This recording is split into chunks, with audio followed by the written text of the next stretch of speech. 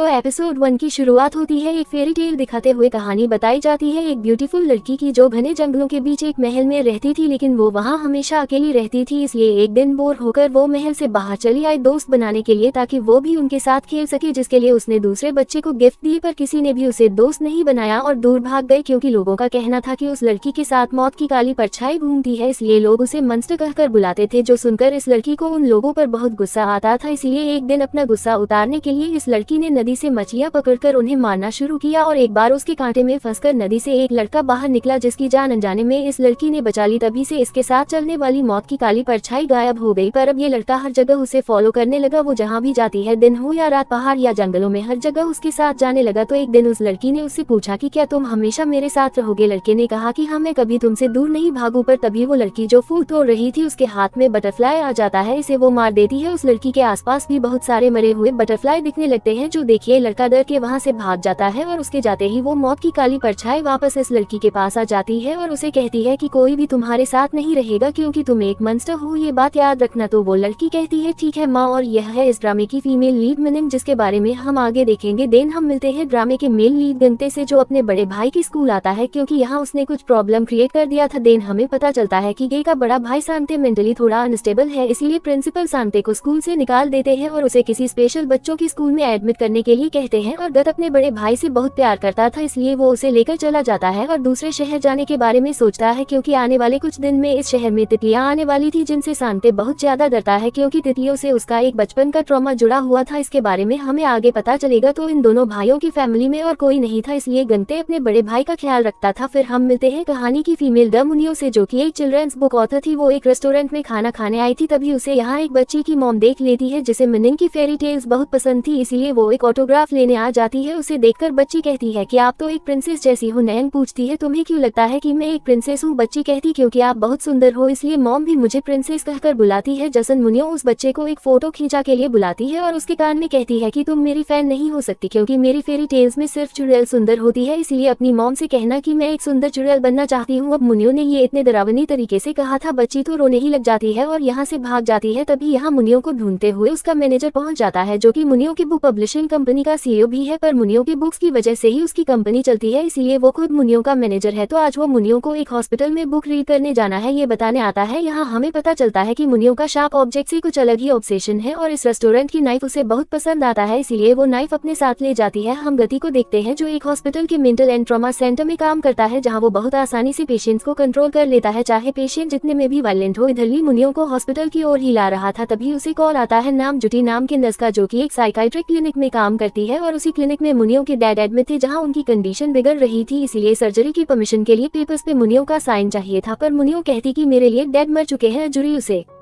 बार बार कह रही थी, तो मुनियो कहती कि अगर तुम्हें इतनी ही चिंता है तो मेरे यहाँ आकर मुझसे साइन करवा लेना। अब मुनियो के डैड उस हॉस्पिटल के सबसे पुराने पेशेंट थे, लेकिन मुनियो एक बार भी उनसे मिलने नहीं आई थी, तो वो उन्हें बताने आती कि शायद आपकी बेटी एक कंसेंट फॉर्म पे साइन करने नहीं आएगी। अब उनकी बेटी के बारे में सुनते ही मिस्टर को तो पैनिक करने लग जाते हैं और डरते हुए कहते हैं कि नहीं, सब मारे जाएंगे, अगर वो आए तो सब मारे जाएंगे। उनकी बातें सुन जुड़ तो थोड़ा घबरा जाती है। इधर हमें पता चलता है कि सांते भी मुनियो का बहुत बड़ा फैन था, वो दिन भर उसके किताबों में ड्राइंग करता रहता था। गंते उसकी हालचाल जानने के लिए कॉल करता है। बातों ही बातें में वो सांते को बता देता है कि आज मुनिया उनके हॉस्पिटल आने वाली है, चिल्ड्रंस वर्ड के बच्चों को कहानी सुनाने। ये सुनते ही सांते तो हॉस्पिटल जाने के लिए तैयार होने लगता है, क्योंकि वो एक बार मुनियो से मिलकर उसका ऑटोग्राफ लेना चाहता था। तो गंते उसे समझाता है कि तुम नहीं आ सकते, क्योंकि ये प्रोग्राम सिर्फ चिल्ड्रंस वर्ड के बच्चों के लिए था, और उसे प्रॉमिस करता है कि मैं तुम्हारे लिए मिनिंग का ऑटोग्राफ ले आऊंगा। इस पे सांते मान जाता है। इधर बुक रीडिंग इवेंट शुरू होने का टाइम हो गया था, लेकिन मुनियो अभी तक ऑडिटोरियम में नहीं आई थी, इसलिए मैनेजर ली परेशान हो रहा था। मुनियो तो इधर वॉकिंग एरिया में सिगरेट पी रही थी, जिसे गांते देखता है तो उसे सिगरेट पीने से मना करता है, क्योंकि यहाँ स्मोक करना मना था। मुनियो जो फूल तोड़ने में बिजी थी, वो उठ जाती है और गंते को थोड़ी देर देखते ही रह जाती है। फिर उससे पूछती है कि क्या तुम नी में मानते हो? गंते कहता है क्या कहा? मुनियो कहती है तुम्हें सुनाई तो दिया ही होगा मैंने क्या कहा। फिर अपने सिगरेट को उसके कॉफी के कप में फेंक कर कहती है जब तुम्हें किसी की जरूरत है और वो तुम्हारे सामने आ जाए, उसी को डेस्टिनी कहते हैं। ये बोलकर अंदर चली जाती है। फिर मुनियो का बुक रीडिंग इवेंट शुरू होता है, लेकिन इधर एक मेंटली अनस्टेबल आदमी अपने रूम से बाहर आ जाता है और हॉस्पिटल में अपनी बेटी को ढूंढने लगता है। इसने यहाँ एडमिट होने से पहले मारने की कोशिश की थी, इसीलिए यहाँ इसे बांध कर रखा गया था, पर अब वो अपने रूम से निकल गया था और फिर से अपनी बेटी को मारने के लिए ढूंढ रहा था। क्योंकि उसकी बेटी भी यही एडमिट थी तो उसकी बेटी भी ऑडिटोरियम में मुनियों की कहानी सुन रही थी। तो सारे स्टाफ उस आदमी को ढूंढने लग जाते हैं। सीसीटीवी में उस आदमी को ऑडिटोरियम में घुसते हुए देखा जाता है तो कुछ सिक्योरिटी स्टाफ ऑडिटोरियम में आ जाते हैं और बुक रीडिंग इवेंट को बीच में ही रोककर सारे पेरेंट्स से अपने बच्चों को वर्ड में ले जाने के लिए कहते हैं। मुनियों को तो ये देखकर बहुत गुस्सा आता है। तभी वो आदमी अपनी बेटी को देख लेता है तो वो उसे उठाकर पास के रूम में ले जाता है, लेकिन उसे जाते हुए मनिंग ने देख लिया था, इसीलिए वो भी उस रूम में चली आती है। इससे पहले वो इंसान अपनी बेटी को कुछ करता, मनिंग उसके सर पे अपने बैग से मारती है, जिससे उसके बैग में से वो चाकू निकल जाता है, जिसे ये आदमी उठाने जाता है पर मुनियों उसे दूर फेंक देती है। तो ये आदमी मुनियों को नीचे गिराकर उसका गला दबाकर उसे मारने लगता है, जिससे मुनियों का ट्रॉमा ट्रिगर हो जाता है, क्योंकि एक बार बचपन में उसके डैड ने इसी तरह गला दबाकर मुनियों को मारने की कोशिश की थी। ये देखकर वो बच्ची डर के मारे बाहर भाग जाती है, जहाँ वो गत से टकराती है तो गत आकर मुनियों को इस आदमी से बचाता है और उसे शांत कराकर उसके हाथ बांधने लगता है। पर मुनियों को बहुत ज्यादा गुस्सा आ जाता है, इसलिए वो चाह को उठाकर इस आदमी पर अटैक करने आती है, लेकिन गत उसके वार को अपने हाथ से रोक लेता है, जिससे गत के हाथ से खून निकलने लगता है। मुनियों कहती है इस मैटर से दूर रहो, तुम्हारे यही अच्छा होगा। गंते कहता ये एक पेशेंट है। मुनियों कहती है नहीं, ये एक जंगली जानवर है। ये सुनकर ये आदमी मुनियों को साइको बोलकर बाहर भाग जा है। सिक्योरिटी उसे पकड़ के ले जाती है। गंते मुनियों के हाथ से चाकू छीन लेता है और एक रुमाल से उसे कवर करने लगता है। मुनियों कहती ये चोट तुम्हें लगी है या फिर इस चाकू को? गंते उसकी बात नहीं सुन रहा था। मुनियों कहती है मैं बस उसे एक छोटा सा कट देना चाहती थी, पर तुमने ओवर रिएक्ट किया और अपने आप को चोट पहुंचा लिया। ये बोलकर उसे रुमाल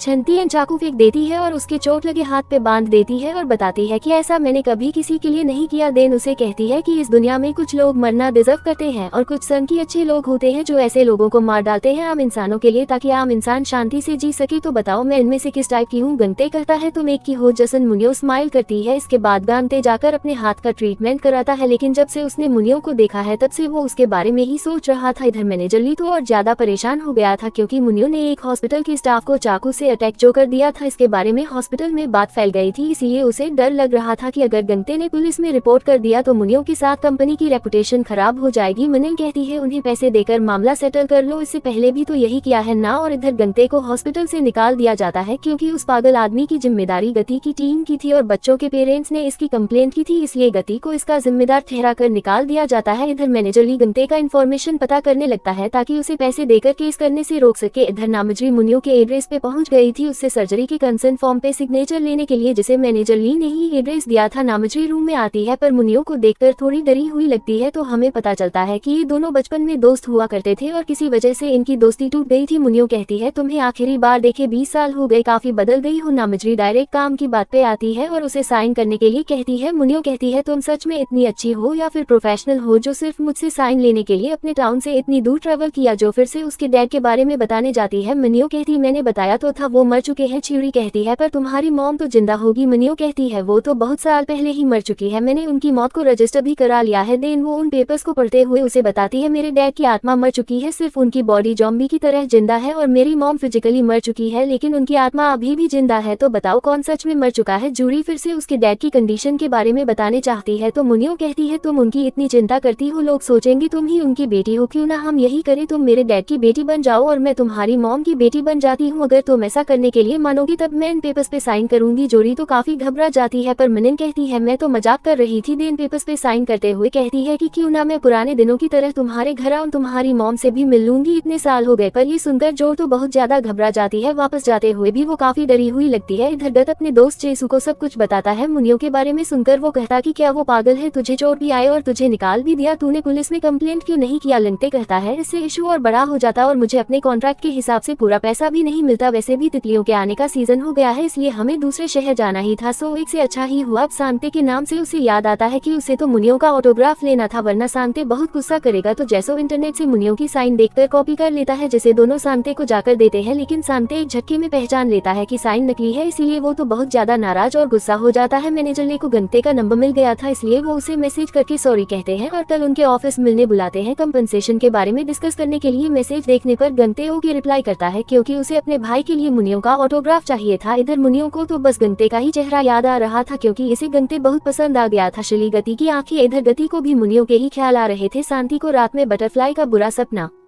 आता है। इसमें वह बहुत सारे बटरफ्लाई से बचकर भाग रहा था, जिससे उसकी नींद खुल जाती है। वो बहुत ज्यादा डर के मारे अपने आप को टेंट में बंद करके बहुत ज्यादा घबराकर चिल्लाने लग जाता है कि वो तितलियां मुझे मारने आ रही है, वो मुझे मार डालेंगे। तो गंते उसे शांत कराने की कोशिश करता है, लेकिन वो जानता है कि वो सांते का डर नहीं भगा सकता, इसलिए वो बहुत ज्यादा दुखी होता है। अगले दिन गतली की कंपनी में पहुंच जाता है, लेकिन वो अभी तक आया नहीं था, इसीलिए उसे वेट करने के लिए कहा जाता है। तो वो वेटिंग रूम में जाता है, जहाँ उसे मुनियों की किताब मिलती है, तो वो उन्हें देखने लगता है। और आज अचानक मुनिंग भी कंपनी पहुंच जाती है, जिसके आने के बारे में सुनते ही सब लोग साफ सफाई करने लग जाते हैं और स्पेशली सारे शार्प ऑब्जेक्ट्स को छुपा देते हैं। तो वो अपनी असिस्टेंट से मैनेजर ली के बारे में पूछने ही जा रही थी, तभी उसकी नजर पड़ती है गति पर, जो उसे देखते ही रह जाती है। तो वो उसके पास आती है, कहती कि क्या व्यू है, तुम इन कपड़ों में डैशिंग लग रहे हो, पर तुम भी दूसरों की तरह ही निकले। मैनेजर ली ने कितने पैसे ऑफर किए? गंते कहता है कि अगर पोलाइट बात नहीं कर सकती तो साफ साफ कहा करो। मुनियो कहती है मैंने तुम्हें चाकू मारा था, इस बारे में तुम्हारा मुंह बंद रखने के लिए मैनेजर ली ने तुम्हें कितने पैसे ऑफर किए? गंते कहता है लगता है तुमने ऐसा बहुतों के साथ किया है, पर मुझे पैसे नहीं चाहिए। मुनियो पूछती है फिर क्यों आए हो? गंते कहता है तुमसे मिलने, क्योंकि मैं तुम्हें दोबारा देखना चाहता था। तुम्हारी आंखें मुझे किसी की याद दिलाती है। मुनियो पूछती है मेरी आंखें तुम्हें किसकी याद दिलाती है? गंते कहता है एक हार्टलेस लड़की की, जिससे हमें एक छोटा सा फ्लैशबैक दिखाया जाता है, जिससे हमें पता चलता है कि स्टार्टिंग में जो फेरी टेल की कहानी दिखाई गई थी वो इन दोनों की ही बचपन की कहानी थी। मुनिंग ने गति को डूबने से बचाया था। इनकी कहानी कैसे आपस में जुड़ी हुई है, ये हमें आगे के एपिसोड्स में पता चलेगा। मुनिंग पूछती है क्या तुम उस लड़की से डरते थे? गंते कहता है नहीं, मैं उसे पसंद करता था। ये सुन मुनिंग भी शॉक्ड होती है और इसी के साथ एपिसोड 1 का एंड यहीं पर होता है।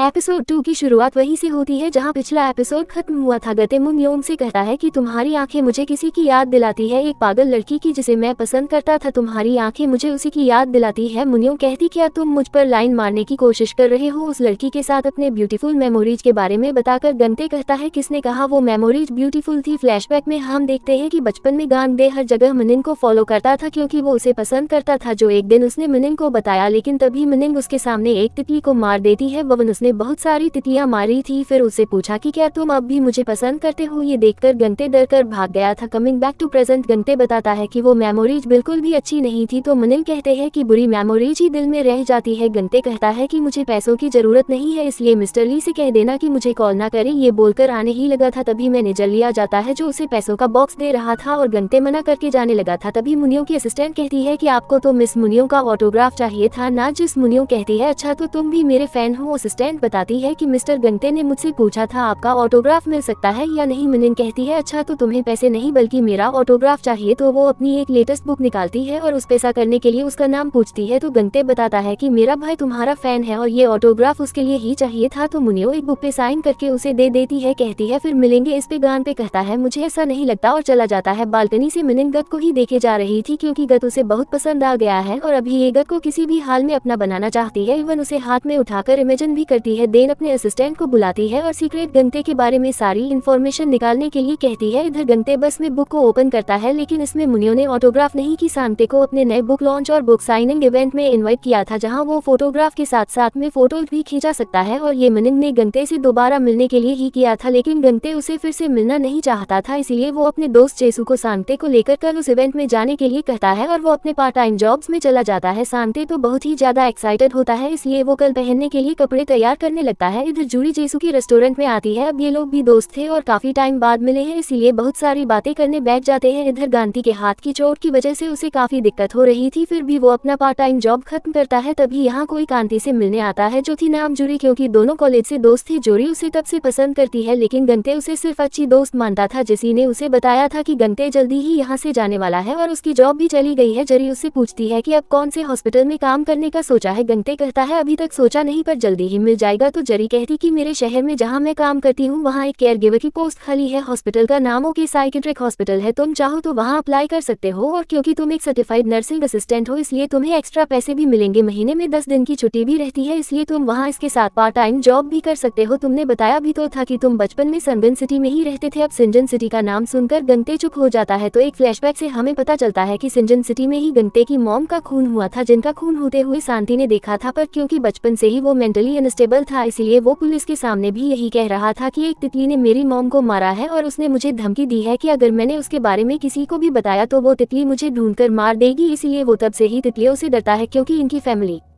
मैं और कोई नहीं था, इसलिए पुलिस वाले गंते को चिल्ड्रंस केयर सेंटर भेजने वाले थे और शांति को स्पेशल बच्चों की स्कूल भेजने वाले थे। जो बात गंते ने सुन लिया था, इसीलिए वो अपने भाई को लेकर ये शहर छोड़कर चला गया, क्योंकि उसकी मॉम ने गंते से प्रॉमिस लिया था कि वो हमेशा अपने भाई के साथ रहेगा, ना उसका ख्याल रखेगा। कमिंग बैक टू प्रेजेंट, गंते जूरी को बस स्टॉप छोड़ने आता है, जहाँ जूरी उसे बताती कि मेरे घर का एक रूम खाली है, मैं और मेरी मॉम ग्राउंड फ्लोर यूज करते हैं, तो अगर तुम सेउजन सिटी आने का डिसाइड करो तो तुम मेरे घर में ही रह सकते हो। लेकिन गंते वापस से उस जगह नहीं जाना चाहता था, इसलिए उसे थैंक यू कहकर मना कर देता है। इससे जरी थोड़ी सैड होती है तो गंगत रात को बैठकर साइकेट्रिक हॉस्पिटल्स के बारे में सर्च करने लगता है, जिसके साथ ही वो ओके साइकेट्रिक हॉस्पिटल के बारे में भी पता करता है, जहाँ के डायरेक्टर मिस्टर ओ कोरिया के नंबर 1 PTSD एक्सपर्ट है, जिन्होंने कई ट्रॉमा से गुजर रहे पेशेंट्स को ठीक किया है। इसीलिए गंते अपने भाई के बारे में सोचता है, क्योंकि अभी भी उसे इनकी मॉम की मौत का ट्रॉमा था। तो अगले दिन शांति रेडी हो जाता है। गंते सुबह से जेसू को कॉल करने की कोशिश कर रहा था, लेकिन जेसू तो टली होकर सोया पड़ा था, इसीलिए गंते को ही अपने भाई को लेकर मुनियों के इवेंट में जाना पड़ता है। शांति तो बहुत ही ज्यादा खुश लगता है, गंते उसे देखकर हैप्पी होता है, लेकिन बुक साइनिंग में बहुत ही लंबी लाइन थी। इधर मुनियों की नजर भी गंते को ही ढूंढ रही थी, तभी वो गंते को देख लेती है, जिसे वो तो काफी खुश होती है, पर गंते उसके सामने नहीं जाना चाहता था, इसलिए अपने भाई को लाइन में खड़े रहने के लिए कहता है और वो उससे थोड़ी दूर में खड़ा जाता है। इधर जशु को जब होश आता है तब वो गंते को कॉल बैक करता है। गंते उससे बात करने के लिए थोड़ी देर के लिए बाहर जाता है और तभी शांति अपने सामने एक बच्चे को डायनासोर के कॉस्ट्यूम में देखता है। इसे वो सच का डायनासोर इमेजिन करने लगता है और उसके पास जाने लगता है, क्योंकि उसे डायनासोर बहुत पसंद है। उसका दिमाग भी बच्चों के जैसा ही था, इसलिए वो डायनासोर के साथ खेलने के लिए आगे जाने लगता है। तो वहां जाने के बाद वो इस डायनासोर के बारे में बताने लगता है और बच्चे के पेरेंट्स को ये बहुत अजीब लगता है। तो उस डायनासोर के ब्रेन, हाथ पैर, सब कुछ के बारे में बताने लगता है और उसके सर और पूंछ को टच करने लगता है, जैसे बच्चे का डैड तो उसे धक्का मार के गिरा देता है। तो शांति उठकर अपने पास जो डायनासोर का टॉय था उसके के बारे में बताने लगता है और फिर से उस बच्चे की तरफ आने लगता है। बच्चे का डैड उसके बाल पकड़ के खींचता है, इससे शांति तो चिल्लाने लग जाता है और अपना सर पीटने लगता है, क्योंकि उसके बाल टच करने से ही उसका एक ट्रॉमा ट्रिगर हो जाता है। गंते आवाज सुनकर भागकर अंदर आता है और शांति को अपने जैकेट से कवर करता है। बच्चे का डैड तो शांति के बारे में उल्टा सीधा बोले जा रहा था। इधर मुनियो भी उन्हें देख रही थी और सोचने लगती है कि मुझे इनकी हेल्प करनी चाहिए या नहीं। गंते उस आदमी से बात करने उठाई था, तभी मुनियो एंट्री मारती है और उस आदमी को माफी मांगने के लिए कहती है। वो आदमी कहता है, मैं क्यों उनसे माफी मांगू? मुनियो कहती है, मुझसे माफी मांगो, क्योंकि तुम्हारी वजह से मेरा इवेंट खराब हुआ। वो आदमी तो शांति को गाली देते हुए उसे ब्लेम करने लगता है, जो सुन मुनियो तो उसके भी बाल पकड़ के खींचने लगती है, कहती कि ऐसे बाल खींचोगे तो कौन नहीं चिल्लाएगा। तो उसकी वाइफ उसे छुड़ाकर कहती कि ये पागल हमारे बच्चे को परेशान कर रहा था। मुनियो कहती, क्या तुम कोई साइकाइट्रिक हो जो किसी को भी पागल कह सकती हो? तो मुनियो भी उसे पागल साली कह देती है, जो सुन सब लोग शॉक्ड हो जाते हैं। सब लोग मोनिन के बारे में गॉसिप करने लग जाते हैं। इवन बहुत लोगों ने इसका वीडियो रिकॉर्ड भी कर लिया था, पर मोनिन की नजरें तो सिर्फ गत पे ही थी। तो इसके बाद शांति अपने आप को एक रूम में बंद कर लेता है। गंते बाहर बैठकर उसका वेट कर रहा था। मोनिन भी उसके साथ ही बैठी हुई थी। उसे कहती कि अपने भाई को देखने जाओ। गंते कहता है कि वो पहाड़ नहीं आएगा जब तक वो शांत नहीं होता। इसमें 1 घंटा भी लग सकता है और 1 दिन भी लग सकता है। सुन मुनियो कहती है, फिर क्या मैं 1 दिन यही बैठी रहूंगी? बोलकर वो शांति की रूम की ओर जाने लगती है। गंते उसका हाथ पकड़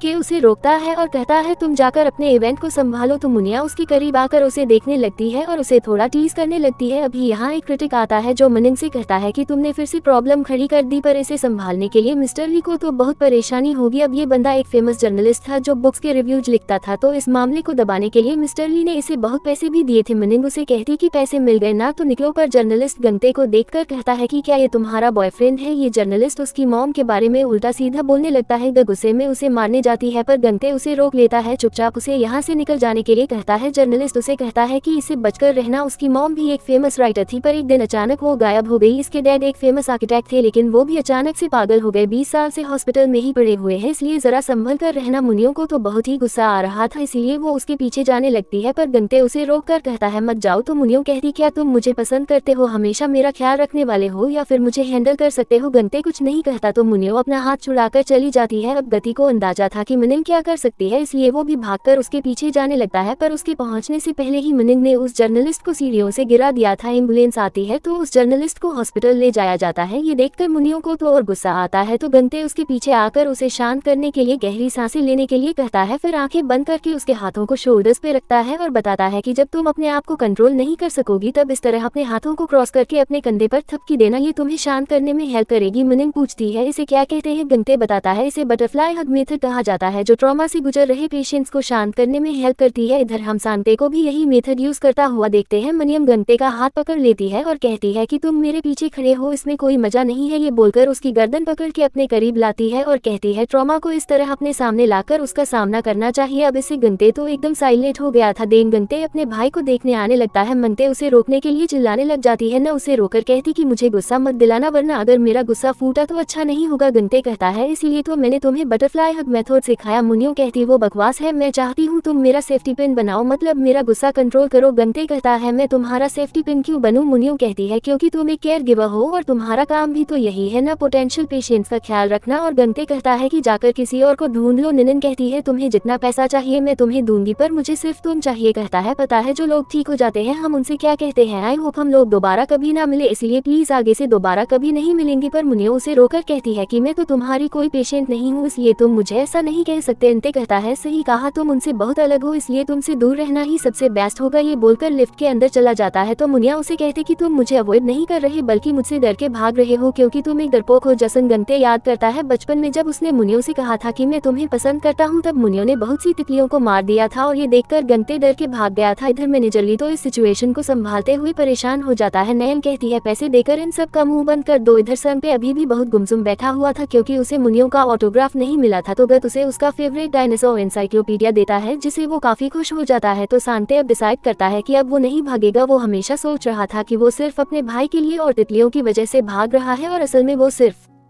अपने मुसीबत से भाग रहा है। वो सामना करने का डिसाइड करता है, इसीलिए वो सांते से कहता है कि क्या तुम सर्जन सिटी में रहना चाहोगे जहां हम बचपन में रहा करते थे। सांते तुरंत मान जाता है। ये सुन गंते कहता है कि शायद मैं ही डरपोक था। सांते कहता है तुम छोटे भाई हो इसलिए तुम डरते हो, पर मुझ पर भरोसा करो क्योंकि मैं तुम्हारा बड़ा भाई हूँ। जो सुन गंते काफी इमोशनल होता है क्योंकि सांते ने ऐसा पहली बार कहा था, तो वो जरी को कॉल करके बता देता है कि वो लोग सिंगजन सिटी आ रहे हैं। जो सुन जरी तो बहुत ही ज्यादा खुश होती है। अगले दिन मुनियो को असिस्टेंट गति की सारी इन्फॉर्मेशन भेजती है जिससे उसे पता चलता है कि गांगदे बचपन में सेयोगजन सिटी में रहता था। ये पढ़कर और गांगदे की पिछली बातें याद करके मुनि को याद आ जाता है कि बचपन में जो लड़का उसका पीछा किया करता था वो गंते ही था। इसीलिए गंते ने कहा था कि तुम्हारी आंखें मुझे किसी की याद दिलाती है। ये जानकर मुनियो तो संगन सिटी जाने के लिए निकल जाती है क्योंकि उसे पता चल गया था कि गंते संगन सिटी जा चुका है। और इधर कंपनी में प्रॉब्लम हो जाती है क्योंकि मुनियो का फैन पे हाथ उठाने का और गाली देने का वीडियो वायरल हो गया था। इसके साथ ही मुनियो के पुराने किए हुए कांड भी बाहर आते हैं जिस वजह से मुनियो की और कंपनी की काफी रेपुटेशन खराब होती है। इसके साथ ही मुनियो के नए बुक को भी क्रिटिसाइज किया जा रहा था उसकी डरावने ड्राइंगर्स की वजह से, इसलिए मैनेजरली तो बहुत ज्यादा परेशान हो जाता है। और अभी तो उसे मिनिन का कोई पता भी नहीं चल रहा था, इसीलिए उसका और दिमाग खराब हो रहा था। तो असिस्टेंट मैनेजरली को बता देती है कि उसने मिनिन को गंते की इन्फॉर्मेशन दी है जिसमें सेयोगजीन सिटी का नाम पढ़कर मैनेजरली समझ जाता है कि मुनियो कहाँ जा रही है। इधर गंते ने ओ के साइकेट्रिक हॉस्पिटल ज्वाइन कर लिया था जहाँ वो जूरी के साथ मुनियो के डैड को वॉक पे ले जाता है। तभी बारिश शुरू हो जाती तो वो सभी लोगों को लेकर अंदर चला जाता है। तब तक यहाँ मुनियो पहुंच जाती है और हॉस्पिटल के अंदर चली आती है। सांते फोन पे बात कर रहा था तभी वो सामने से मुनियो को आता हुआ देखता है और उसे देखकर शॉक्ड होता है। मुनियो उसके पास आती है तो उससे पूछता है कि तुम यहाँ क्यों आए हो। मुनियो कहती क्योंकि मैंने तुम्हें मिस किया। इसी के साथ थे टू का एंड यहीं पर होता है। वीडियो पसंद आए तो लाइक एंड कमेंट करके बताना और चैनल पे पहली बार आए तो do subscribe and hit the bell icon. जल्दी मिलते हैं अगले एपिसोड में, तब तक के लिए take care and bye bye.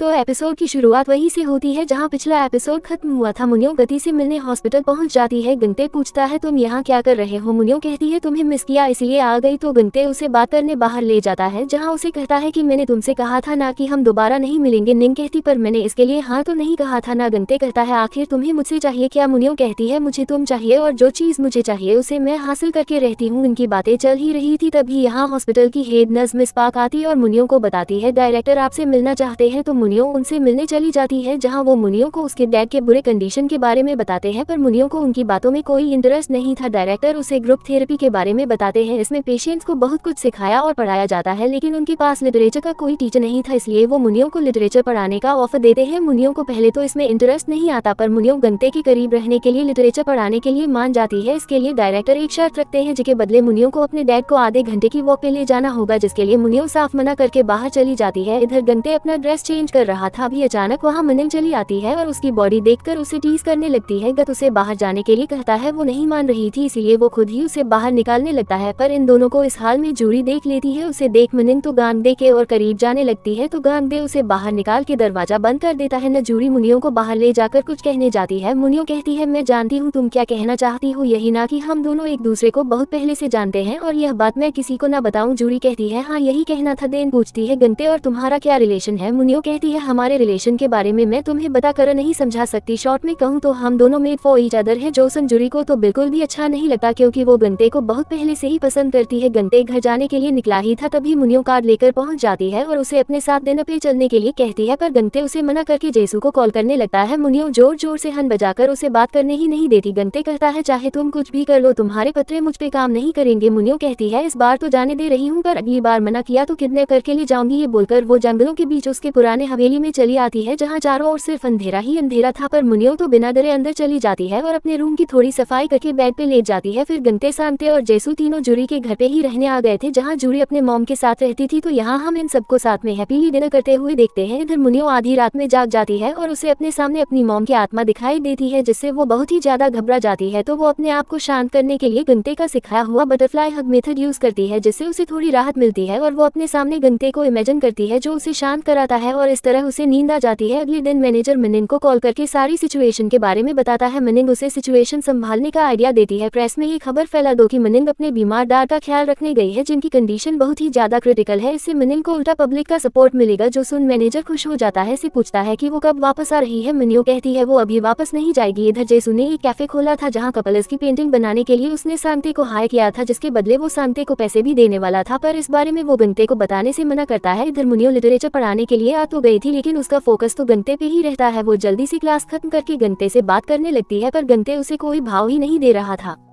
तो मुनियो कहती है, पता है कुछ दिन पहले तुम मेरे सपने में आए थे जहां तुमने मुझे पैशनेटली हक किया था। अब वो सबके सामने ऐसा करके दिखा रही थी इसीलिए गति को तो बहुत एम्बेरसमेंट। तभी मुनियो थोड़ा जोर से कहती है कि क्या तुम मेरे साथ सोना चाहते हो? जो सुन सारे लोग तो शॉक रह जाते हैं। गंते जल्दी से आकर मुनियो को वहां से ले जाता है और उसे कहता है कि तुम ये सब करना बंद करो। यंग कहती है, तुम सारे पेशेंट से तो हंस कर ही बात करते हो, फिर मुझसे क्यों नहीं करते? तुम्हारी लाइफ में बिल्कुल भी मजा नहीं है, एकदम बोरिंग लाइफ जीते हो, पर मैं जानती हूँ तुम भी सबकी तरह मजे करना चाहते हो। इस सुन गम से थोड़ा गुस्से में कहता है कि आखिर तुम मेरे बारे में जानते क्या हो? योन कहती यही कि तुम एक झूठी लाइफ जी रहे हो। ये बोलकर वो चली जाती है। कुछ देर बाद यहाँ सांते आता है तो गंते उसे डायरेक्टर से मिलाने ले जाता है कि वो जानना चाहता था कि उसके भाई की कंडीशन ठीक हो सकती है या नहीं। तो डायरेक्टर गाते को बाहर जाने के लिए कहते हैं और काफी देर तक सांते को ऑब्जर्व करते हैं जिससे सांते डायरेक्टर से काफी घुल मिल जाता है। डायरेक्टर ने ऑब्जर्व किया था कि सांते सिर्फ ड्राइंग करते वक्त सब कुछ भूलकर सिर्फ ड्राइंग पे फोकस करता है, इसीलिए वो ड्राइंग के जरिए ही सांते का PTSD ठीक करने का डिसाइड करते हैं। गंते आता है तो वो डायरेक्टर को सांते की बटरफ्लाई से डर के बारे में बताता है तो डायरेक्टर खिड़की के बाहर के नजारे को बाहर दीवार पे ड्रॉ करने का काम सांते को देता है। तो सांते कहता है कि इसके बदले मुझे कितने पैसे मिलेंगे? डायरेक्टर कहते हैं कि जितनी अच्छी पेंटिंग होगी उतने ज्यादा पैसे मिलेंगे, इसीलिए सांते पेंटिंग के काम में लग जाता है। तको घर आकर सांते अपने सेविंग बॉक्स में पैसे रखता है। गंते आकर पूछता है कि तुम इतने पैसों का क्या करोगे? गंते बताता है कि उसे अभी 3,02,890 हज-1 चाहिए क्योंकि वो एक कैरावन कार खरीदना चाहता है ताकि उसमें दोनों भाई रह सके, ताकि गांधे को तितलियों की वजह से बार बार घर बदलना न पड़े और गत को मकान मालिकों की गालियां सुननी ना पड़े। ये सुन गत इमोशनल होकर उसे गले लगा लेता है। अगले दिन जब वो जरी के साथ हॉस्पिटल की ओर आ रहा था उसे पता चलता है कि हॉस्पिटल से एक पेशेंट भाग गया है। उसे भागने में हेल्प की है मोंग ने जो उसे अपने कार में बिठाकर ले गई। तभी गंते सामने से मनिंग की कार को देखता है, इसलिए वो कार से उतरकर बीच रास्ते में खड़ा हो जाता है और मनिंग को कार रोकने के लिए कहता है और मुनियो तो फुल स्पीड से उसकी ओर बढ़ते ही जा रही थी पर ठीक उसके सामने आकर कार रोक देती है। गंते उसे बाहर निकलने के लिए कहता है। मुनियो कहती है, तुम मुझसे डर के भागे नहीं, ना ही मुझे अवॉइड किया। ये देखकर मैं इम्प्रेस हुई, पर गंते इस पेशेंट को भगाने के लिए उसे डांट नहीं लगा था, जो देखकर मुनियो फिर से कार स्टार्ट करके चली जाती है। तो गंते जूरी की कार लेकर उसे फॉलो करने लगता है। उस लड़के का नाम था गीत जो एक पॉलिटिशियन मिस्टर कुवान का बेटा था। आते हुए वो अपने डैड के इलेक्शन कैंपेन का पोस्टर देखता है। मुनियो उसी और कार घुमा लेती है और गीत को वहीं पहुंचा देती है जहां उसके डैड का कैंपेन चल रहा था। यद भागकर स्टेज पर चढ़ जाता है और चिल्ला चिल्ला कर सबको बताने लग जाता है कि मैं कौन मानसू का बेटा हूँ और मैं पागल हूँ। इसे यहाँ देखकर मिस्टर कवन की तो हालत खराब हो जाती है। गीतू सबको बताने लग जाता है कि मेरी फैमिली में मेरे भाई बहन कजन सभी लोग और यूनिवर्सिटी से पढ़े हैं, लेकिन मैं वहाँ नहीं जा सका क्योंकि मेरा दिमाग थोड़ा स्लो है, इसलिए सब लोग मुझे डांटते थे और मेरा मजाक उड़ाते थे। अच्छे नंबर नहीं लाने पर डैड मुझे मारते थे और अंधेरे कमरे में बंद कर देते थे, पर इसमें मेरी क्या गलती थी? अगर मैं ऐसा ही पैदा हुआ हूँ तो मैं भी तो इनका ही बेटा हूँ, पर मेरे साथ ऐसा क्यों सलूक किया गया? मुझ पे इन्होंने कभी ध्यान नहीं दिया। इनकी अटेंशन पाने के लिए ही मैंने ये सब अजीब हरकतें शुरू की थी, पर अब उसी वजह से मैं सच में पागल हो गया हूँ। लेकिन अब सबकी नजरें मुझ पे, इसलिए मैं खुश हूँ। तभी मिस्टर कॉन की सिक्योरिटी उसे पकड़ने जाती है। गीदो इतना फुर्तीला था कि वो उन सबको चकमा देकर खुशी से भागने लग जाता है। गंते उसे देखकर इमोशनल होता है क्योंकि उसने भी अपने बचपन में यही सब फेस किया था। उसकी मम हमेशा सांते को ज्यादा केयर करती थी। यही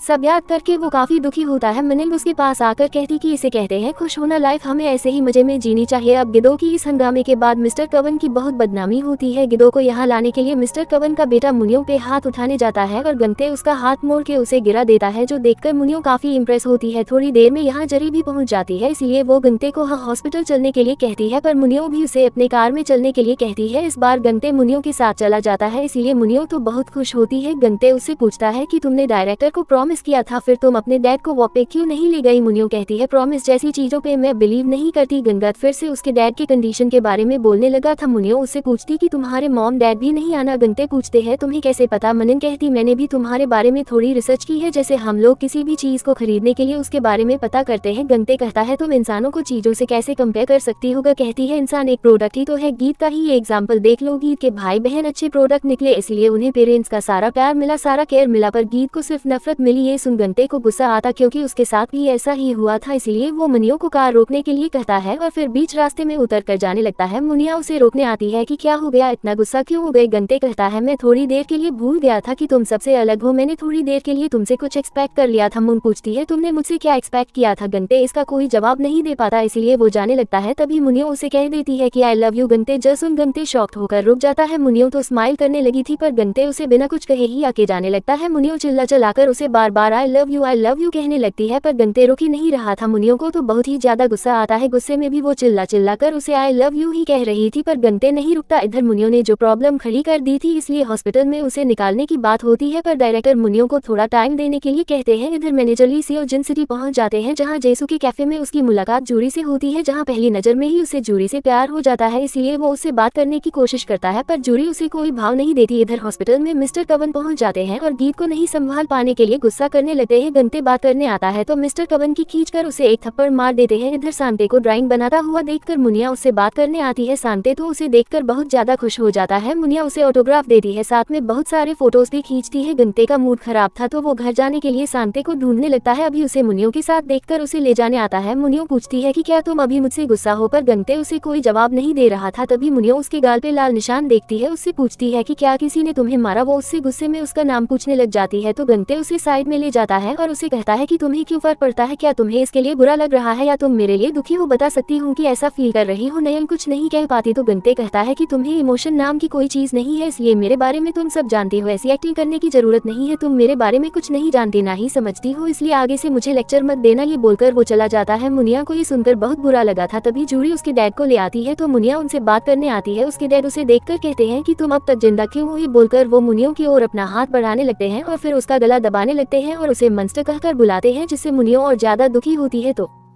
हॉस्पिटल के बाकी स्टाफ आकर उसे छुड़ाते हैं। थोड़ी देर बाद मुनिया उठ के जाने लगती है, अपनी कार छोड़कर वो चलते हुए जाने लगती है। गंते जब बस में बैठकर जा रहा था तब वो मुनियो को चलकर जाते हुए देखता है। वो उसे कुछ नहीं कहता। घर आकर वो मुनियो की नई किताब पढ़ने लगता है। इसमें एक माँ बेटी की इमोशनल कहानी पढ़कर वो रोने लग जाता है, क्योंकि बचपन से ही उसे माँ का प्यार नहीं मिला था जो वो हमेशा से चाहता था। थोड़ी देर बाद जेसू घर पहुँचता है, जो उसे बताता है कि आज हॉस्पिटल में मुनियो के डैड ने उसे मारने की कोशिश की थी, जो सुन गंते समझ जाता है कि इसीलिए मुनियो इतनी दुखी होकर चलते हुए चली गई थी। इसीलिए गंते जेसू की बाइक लेकर मुनियो को ढूंढने निकल पड़ता है। बाहर बहुत ज्यादा बारिश हो रही थी, लेकिन गंते आखिरकार मुनियो को ढूंढ ही लेता है। मुनियो उसे देखकर इमोशनल होती है तो गंते आकर उसे गले लगा लेता है, जिससे मिनिंग बहुत खुश होती है। इसी के साथ पार्ट 3 का एंड यहीं पर होता है। वीडियो पसंद आए तो लाइक एंड कमेंट करके बताना, और चैनल पे पहली बार आए तो do subscribe and hit the bell icon. जल्दी मिलते हैं। एपिसोड की शुरुआत वहीं से होती है जहाँ पिछला एपिसोड खत्म हुआ था। गंते मुनियो को ढूंढ लेता है तो उसे यहाँ देखकर मुनियो बहुत इमोशनल होती है। गंते कहता है कि क्या तुम पागल हो, ऐसे चलकर कहाँ जा रही थी? अगर तुम्हें कुछ हो जाता तो गंते की अपने लिए फिक्र देकर मुनियो तो बहुत खुश होती है। मुनियो का घर यहाँ से काफी दूर था, इसीलिए गंते उसे अपने घर ले आता है, उसे अपने कपड़े पहनने देता है, फिर साथ में खाना खाते हैं। पर मुनियो तो गंते से फ्लर्ट करने ही लग जाती है, इसीलिए गंते उसे जाने के लिए कहता है, पर मुनियो मना कर देती है। कहती है तुमने ही तो मुझे यहाँ लाया, अपने कपड़े दिए, खाना खिलाया, इसीलिए आज मैं यही सोऊंगी। ये बोलकर वो जमीन पर लेट जाती है। गंते उसे उठाने की कोशिश करता है लेकिन उठा ही नहीं पाता। ऊपर से मुनियो सांते का नाम लेकर चिल्लाने लगती है, इसलिए गंते उसे चुप रहने के लिए कहता है। तभी वो जेसू के ऊपर आने की आवाज सुनता है। जल्दी से बाहर आकर वो जेसू से सांते को आज अपने साथ ही रखने के लिए कहता है और बहाना कर देता है कि घर में बहुत पानी आ गया है। मुनिया तो अंदर से दरवाजा बंद कर देती है जब तक गंते उसे यहाँ रहने देने के लिए नहीं मान जाता, इसीलिए गंते को मानना ही पड़ता है। पर मुनियो तो उसे सारी रात परेशान ही कर देती है। जरी हर रात घर पे थी नहीं, सुबह जरी गति से मिलने ऊपर आती है तो वो बाहर मुनियो को देखती है। इसने गत के कपड़े पहने हुए थे। जरी पूछती है तुम इस वक्त यहाँ कैसे? मिनन कहती है मैं इस वक्त गत के कपड़े पहनकर यहाँ हूँ, मतलब समझ ही सकती हूँ, मैं रात को यही रुकी थी। इसके बाद तो दोनों में गति को लेकर बहसी ही छिड़ जाती है। इससे एक टाइम पे जुरी मुनियो को थप्पड़ मार देती है, फिर तो उनकी फाइट शुरू हो जाती है। अभी गांधी आने मुनियो का नाम चिल्लाकर उसे छोड़ने के लिए कहता है। अब उसकी आवाज सुनकर जेसू, सांते और जुरी की मम भी ऊपर आ जाते हैं तो गांधी मुनियो को बाहर ले आता है। मुनियो तो गंते पे गुस्सा करने लग जाती कि तुमने उसका साथ क्यों लिया, तुमने सिर्फ मेरा नाम लेकर मुझ पर गुस्सा किया जबकि उसने मुझे पहले मारा। पर गंते उसे टैक्सी के पैसे देकर जाने के लिए कहता है। इधर जुरी तो रोने ही लग गई थी। वो अपनी मॉम को बताती है कि गंते ने फिर से मुनियो की साइड ली, उसने अपने कपड़े पहनने को दिए, अपने रूम में भी सोने को दिया। ये सब बताकर वो तो बहुत दुखी थी, पर वो हिम्मत करके गांधे को अपने दिल की फीलिंग लेस इनडायरेक्टली मना ही कर देता है क्योंकि वो उसे सिर्फ अपनी अच्छी दोस्त मानता है। लेकिन इन दोनों को साथ में मिनिंग देख लेती है, इससे तो उसे और गुस्सा आता है। अगले दिन मैनेजर ली मुनियो से मिलने आता है जहाँ उसे अपनी कंपनी की बुरी हालत के बारे में बताता है। मुन वापस तो नहीं चलेगी, इसलिए वो कम से कम एक नई स्टोरी पे काम करने के लिए कहता है। अगले दिन मिनिंग हॉस्पिटल आती है। गति की पेंटिंग देखकर वो उसे अपने साथ अपने हवेली ले आती है और उसे अपने नए बुक के लिए ड्राइंग करने का ऑफर देती है, जिसके बदले वो उसे बहुत पैसे भी पे करेगी, पर इसके लिए एक शर्त है कि उसे यहाँ रहकर का काम करना पड़ेगा। ये सुन सांते तो बहुत खुश हो जाता है। मिनिंग ने इसका एक कॉन्ट्रैक्ट भी बना लिया था, इसमें सांते थोड़ा सा चेंजेस करता है कि उसे बहुत पैसे नहीं चाहिए, बस एक कैरावन कार चाहिए। इसके लिए मुनियो मान जाती है। इधर गंते जब अपने भाई को ढूंढ रहा था तो एक नर्स बताती है कि मैंने उसे मिस मुनियो के साथ जाते हुए देखा था, इसीलिए गंते मुनियो को कॉल लगाता है, उससे पूछता है कि मेरा भाई कहाँ है। मुनियो बताती है कि वो मेरे साथ है मेरी हवेली में, अगर तुम्हें उसे मिलना है तो यहाँ आ जाओ। गंते कहता है ठीक है मैं आता हूँ। मुनियो पूछते हैं क्या तुम्हें यहाँ का एड्रेस पता है? गंते कहता है हाँ मुझे पता है, मैं वहाँ पहले भी एक बार जा चुका हूँ। मुनियो कहती है मतलब तुम मुझे जानते थे? गंते कहता है कि तुम्हें पहले पहली बार देखकर ही मैं पहचान गया था। तो गंते मुनियो की हवेली जाने के लिए निकलता है। तब तक हमें इनका एक फ्लैशबैक दिखाया जाता है। बचपन में गंते एक बार फूल लेकर मुनियो के हवेली के बाहर आ गया था, तब मुनियो उसे देखकर बहुत खुश हुई थी और उससे मिलने आ रही थी, लेकिन उसकी मॉम ने उसे रोक लिया क्योंकि उनको मुनियो का बाहर किसी से भी मिलना पसंद नहीं था। इसीलिए मुनियो बाहर आए एंड गंते से फूल लेकर उन्हें पैरों से कुचल दिया और उसे यहाँ से निकल जाने के लिए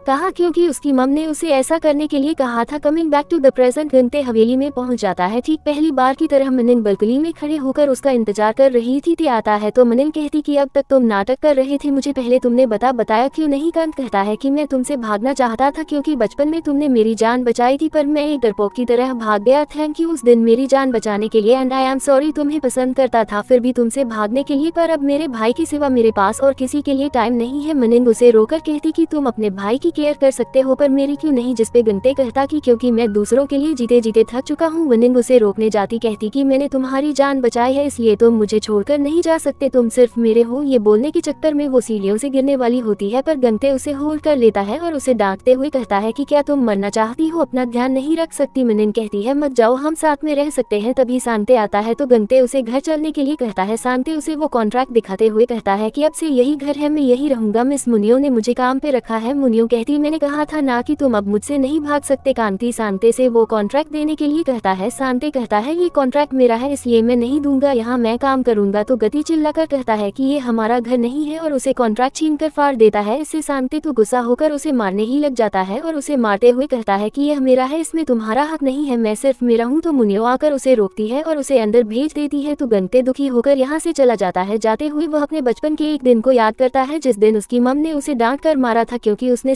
शांति को अकेला छोड़ दिया था तब उसने गुस्से में कह दिया था कि मैं सिर्फ मेरा हूँ और मैं चाहता हूँ कि मेरा बड़ा भाई मर जाए। ये बोलकर वो भाग गया था, पर शांति उसके पीछे उसका रेड बैग देने जाता है, जो देख गंते को अपने भाई के लिए ऐसा बोलने के लिए बुरा लगता है। तो दोनों भाई बर्फीले तालाब के पास खेलने लग जाते हैं। वही दूर से मुनियो उन्हें देख रही थी। तभी शांति का टॉय डायनासोर बर्फीले तालाब के ऊपर चला जाता है। इस बात से अनजान शांति वहां जाकर खुशी से उछलने लगता है। इससे बर्फ टूटकर वो पानी के अंदर चला जाता है। गंते ये देखकर पहले तो वहां से भाग जाता है। शांति उसे मदद के लिए बुलाने लग जाता है, जिसे फिर गंते वापस आकर अपने भाई को बचाने के लिए पानी में कूद जाता है और उसे ऊपर उठा देता है, पर पानी इतना ज्यादा ठंडा था शांति बिना उसकी मदद किए कांपते हुए चला जाता है। तब मिनिंग ने आकर गंते को बचाया था। गंते घर आकर उस फटे हुए कॉन्ट्रैक्ट को पढ़ने लगता है। यहाँ पे मिनिंग ने लिखा था कि वो ड्राइंग करने के बदले शांति को बहुत पैसे देगी। उसे शांति ने काट कर लिखा था कि मुझे पैसे नहीं बल्कि एक कैंपिंग कार चाहिए, क्योंकि मेरे भाई को घर बदलना पसंद नहीं है। जो देख गंते काफी इमोशनल होता है और शांति को सपोर्ट करने का डिसाइड करता है, क्योंकि वो ये काम सच में करना चाहता था। अगली सुबह मैनेजर ली फिर से मुनियो के घर पहुंच जाता है, तो मुनियो उसे शांति से इंट्रोड्यूस करती है और बताती है कि ये आज से मेरे लिए मेरी बुक्स में ड्राइंग करेगा। मैनेजर कहता है कि तुम अपना ध्यान नहीं रख सकती तो फिर शांति का ख्याल कैसे रखोगी। तभी गंते पहुंच जाता है, तो मनिंग कहती है कि हम दोनों का ख्याल रखने वाला आ गया, इसलिए वो मैनेजर को यहाँ से भगा देती है। इधर जुड़ को जब पता चलता है कि गंते मुनियो के घर पे शिफ्ट कर गया है, वो तो गुस्से में मुनियो को गाली देने लग जाती है। फिर गंते भी कुछ कंडीशन रखता है कि अगर शांति ने यहाँ रहने से मना कर दिया तो वो उसे लेकर चला जाएगा और मुनियो इज्जत के साथ शांति से पेश आएगी। मुनियो उसकी दोनों कंडीशन मान लेती है। फिर उन्हें उनका रूम दिखाने जाती है। घर तो बहुत बड़ा था, पर 20 साल से बंद रहने की वजह से बहुत धूल जमी हुई थी, इसलिए दोनों भाई मिलकर पूरे हवेली की साफ सफाई कर देते हैं। गंते सुबह सभी के लिए खाना भी बनाता है। इसके बाद तीनों साथ में ही हॉस्पिटल जाते